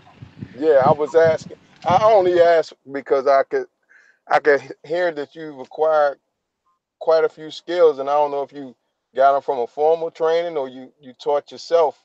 And I think this can be done both ways. Just a person has to know who they are and know how much they have to hustle to acquire a certain amount of knowledge. But you hit something on the head for me when you talked about pride earlier and how we need to kind of get over our pride, man. And I know that's a that's a big thing for me sometimes is to just hey look, open up the books, man. And sometimes you can get over the pride, but your wife don't want to get over the pride, or vice versa. And it's something that you and your family has to work out once you guys have understood what time it is and what we're living in and what we must become a part of in terms of a viable community that's making viable contributions. And once you commit to that understanding and we know that the the process is a real thing, meaning that real things have to be done. You have to get over your pride. You have to get over um, spending, trying to look like more than what you are at this time. And I like how brother said, "Hey, take the knockoffs for a while, man." You know what I'm saying? The Rolex is not uh, the Rolex is not really a part of your budget. It's not really something that you can really afford, and you have to get into that kind of thing and stop. We have to learn to stop fronting, and like I say, I'm a living example. Not that I got a Rolex or nothing like that, but you know I've done my best in, I would say, I guess, the world as it is, to become you know, to try to fit according to the scheme that's been laid out for most people, which is to work and buy shit. You know what I'm saying? Work, educate yourself to the way that the world says you should be educating yourself. You know, we've been trained to do that. Now, I've always had an underlying black understanding of that we're black and we're not as similarly situated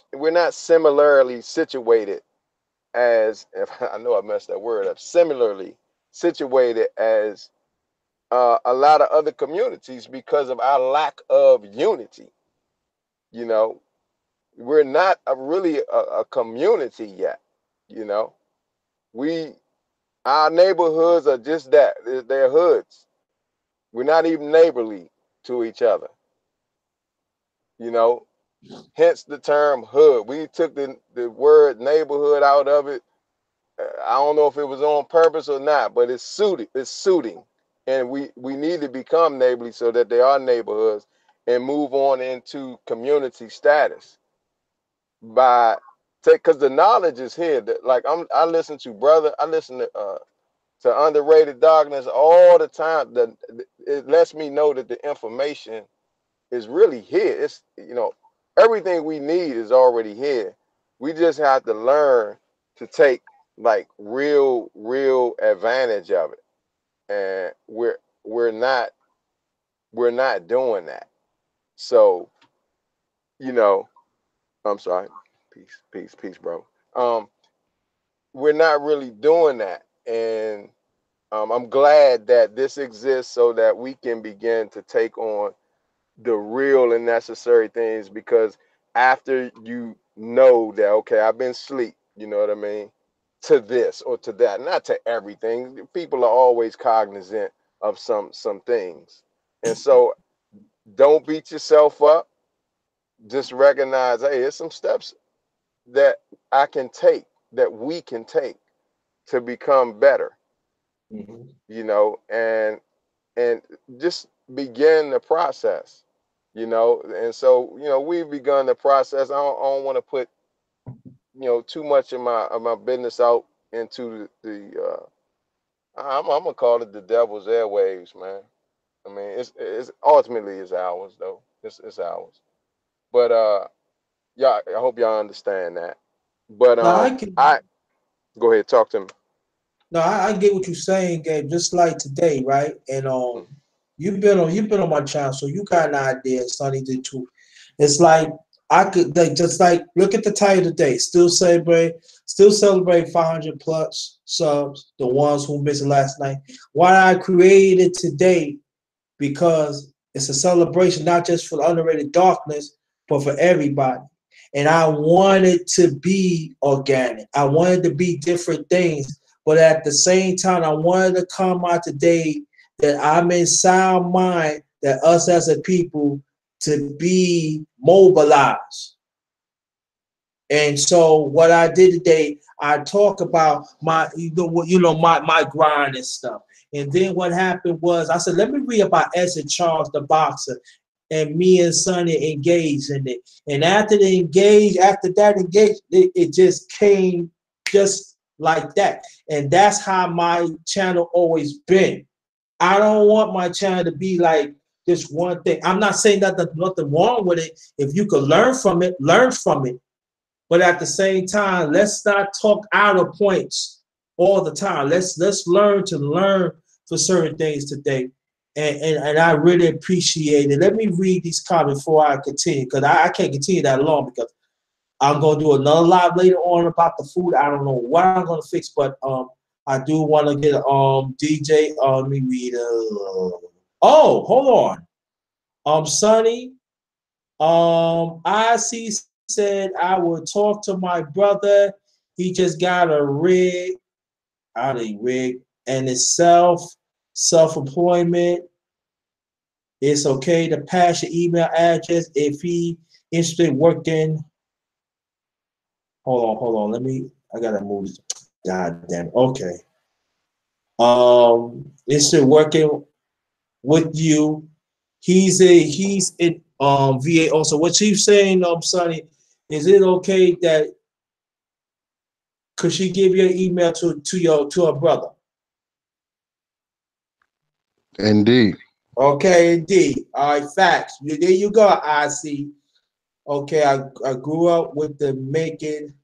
The You threw it on there? Huh? You put it up there? I'm putting it there right now. I got you. Indeed. Thank you, brother. Well, you don't have to thank me. That's part. Yo, man, that's part of the brotherhood, man. That's what it's all about, man. Thank me. I appreciate the compliment, but that's what I need to do. But like I was saying now, that's what I want today. And so it's up to, I ain't talking about the ones in the chat and the ones in the panel, but the ones outside. Are you willing to absorb this information? Oh, she said she have it already. But get back and say, are these people outside, are y'all willing to absorb this information to budget your life, to rearrange your priorities, that stick to the means of yourself, your family, our community, and our nation? These are the questions that we need to ask ourselves. Because if you're not, you're going to keep on playing possum, and you're going to 30, 40, 20, 30, 40 years, you're going to end up having nothing. And you're going to wish that you could make these certain decisions. And so what I'm going to do, I got to go. I wish I could keep this conversation going, but I got to get ready. I might have to go out and get some stuff because I'm going to cook. It ain't going to be all extravaganza. And then I'm going to show you what I'm going to, I got to work out some kinks, whatever it is. But I'm going to do another live later on. So I got to get going, but I'm going to read everybody's name. That's how I do. I announce everybody, and thank y'all so much to continue to give, to help me reach the goal 500 plus and stuff like that. And the brother Gabe and brother Sonny gonna make their last remarks, and me too. Black Ham TV, thanks for coming in. Leonard, thanks for coming. Hop, thanks for coming. Aladdin Saddam, thanks for coming. Come back, family. The Boston Clinic and more. Thanks again for coming. The Rockwaller, thanks for coming. I get to you, Gabe. Oh, it dropped off. I forgot. The Body Snatchers, thanks for coming. Asadi Jones, thanks for coming. Nerlib, thanks for coming, my sister. Thank you so much. I see, as always, thanks for coming. Zeus the Flipper One, thanks for coming. P Money, thanks for coming. Napoleon Armstrong, thanks for coming. I see, thanks for coming. Who else? I think I got everybody, I think. Oh, DJ Yo, thanks for coming, as always. Let's see, I said P Money. I see.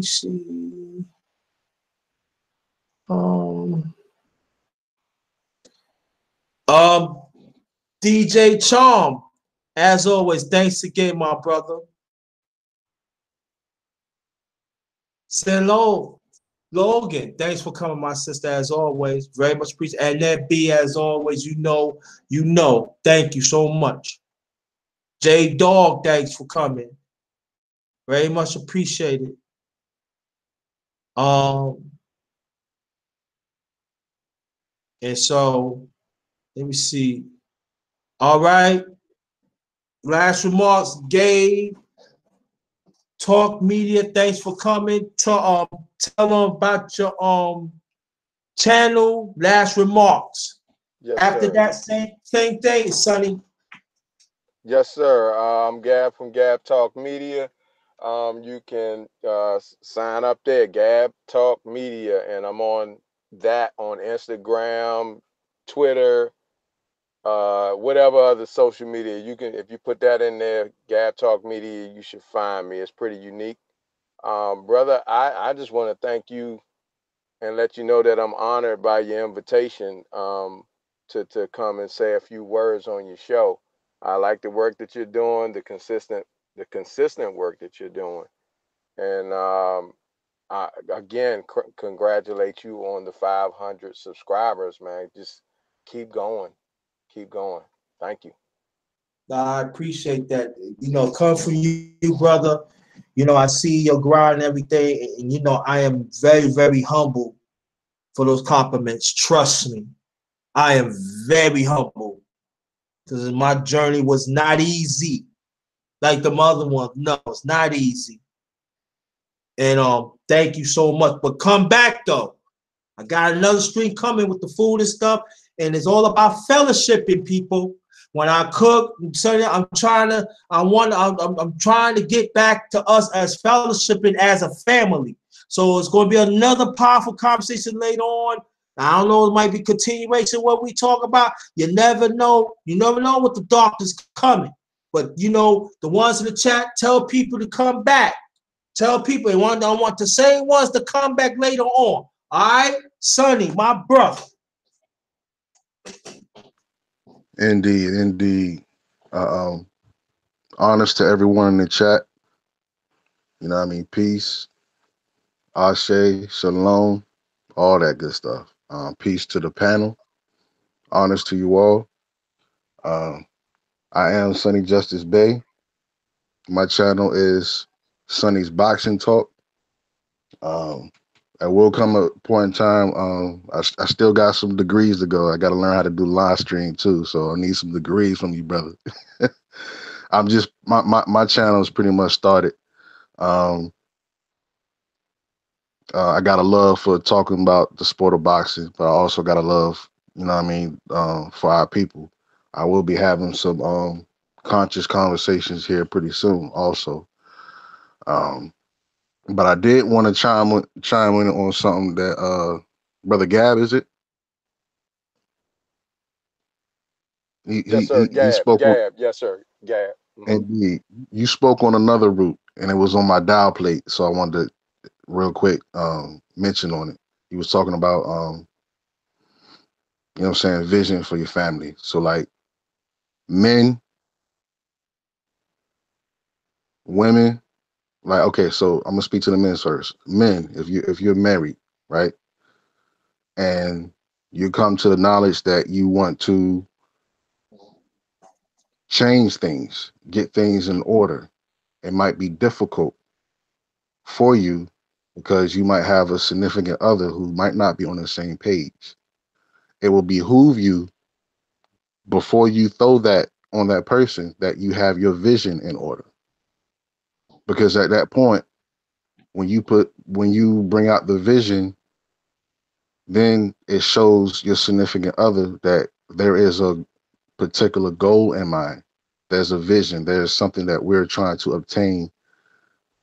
Versus if we continue the same way, we're not going to be at a better position. So like present your vision and goal for your family to your significant other, and then speak to your significant other about certain visions and goals that she would like to attain in her life. That needs to be into the vision board also, because when you work together, there's nothing that you can accomplish, that you can't accomplish rather. So don't just go into it, but like, boom, this is what we got to do now. Like, be a sergeant. Like, we got to say this, we got to say that. No, that's not going to work that way, because she's wondering why. Like, you don't have no vision written down. Write your vision down. Put it on the wall.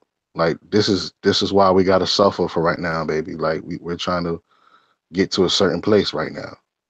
This is why we have to kind of suffer right now to dig out the hole that we're in. But at the same time, I'm working on my goal, your vision, and whatever you want to do. Like, you might have a business that you want to do. You know what I mean? So I just wanted to throw that out there. Like, it dropped in my heart when the brother was speaking on it. You know what I mean? Because You can't be just one, because like at that point you're unequally yoked in that situation. Like you gotta come together on this vision. But men, you gotta have a vision for your family. You gotta have a vision for everything as far as your family. You know what I mean? And include your significant other in those visions. Mm-hmm. You know what I mean? And Yeah. with that, honors again to you all. With that, I say peace. Yeah, but I want two of your brothers. I want you to stay there for 1 second before I make my last remarks. And I want your two brothers to stay there.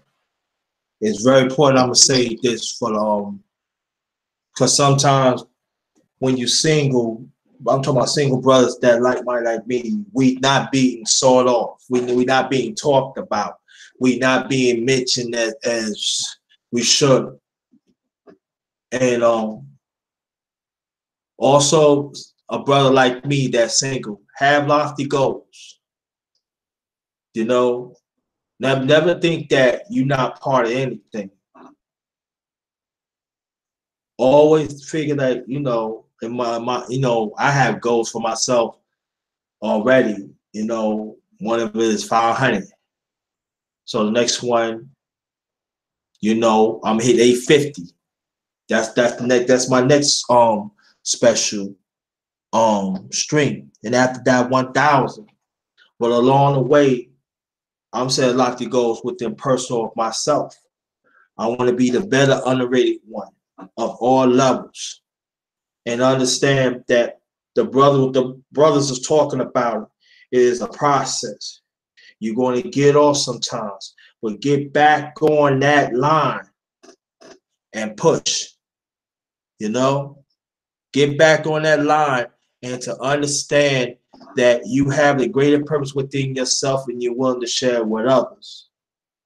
So for me today, I'm in solid confinement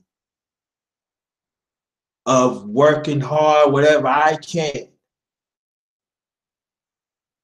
to keep on fighting for the rights of the liberation of our people. But first thing foremost is God for myself, black man and black woman, because there's nothing wrong to fight for our own humanity. Let me say it again, this last point. There's nothing wrong to fight for our own humanity. We built this world, so, and that's our right. That's our given. Fight for our own humanity. Fight for our own existence to be counted. And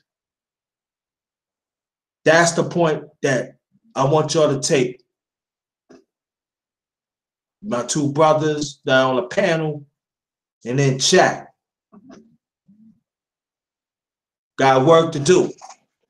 We got a whole lot of work to do. And this is not the time to be thinking about flying away. We got to be on solid ground and do the work. So on that point, I'm gonna end this. I got another live stream coming up later on. I don't know. I wanted to do between 6 and 7. I want to do between 6 and 6:30. That's gonna be down when possible. So look for it between 7 and 8. It might be a little early. Between 7 and 8, we're going to eat. We're going to fellowship. You know what I'm saying? I'm going to keep on emphasize this. Let's eat as a family and build as a family. That's part of fellowshipping. We got to stop eating by ourselves. And then we have to, plus at the same time, when we sit down as a family, let's stop to have this individual thinking, collective thinking. All right? So the ones in the chat, I'm looking for y'all to come back.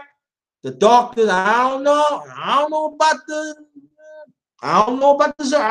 but come back and let's fellowship some more. All right? So on that note, on behalf of my brother Sonny Boxing, and my brother Game Talk Media, subscribe and like to my brothers. Subscribe and like each other in the chat. Definitely subscribe to yours truly, the one and only Underrated Darkness. And on that note, thanks again to celebrate 2 days in a row, 500 plus subs. If it wasn't for y'all, I would not be here. Remember that. On that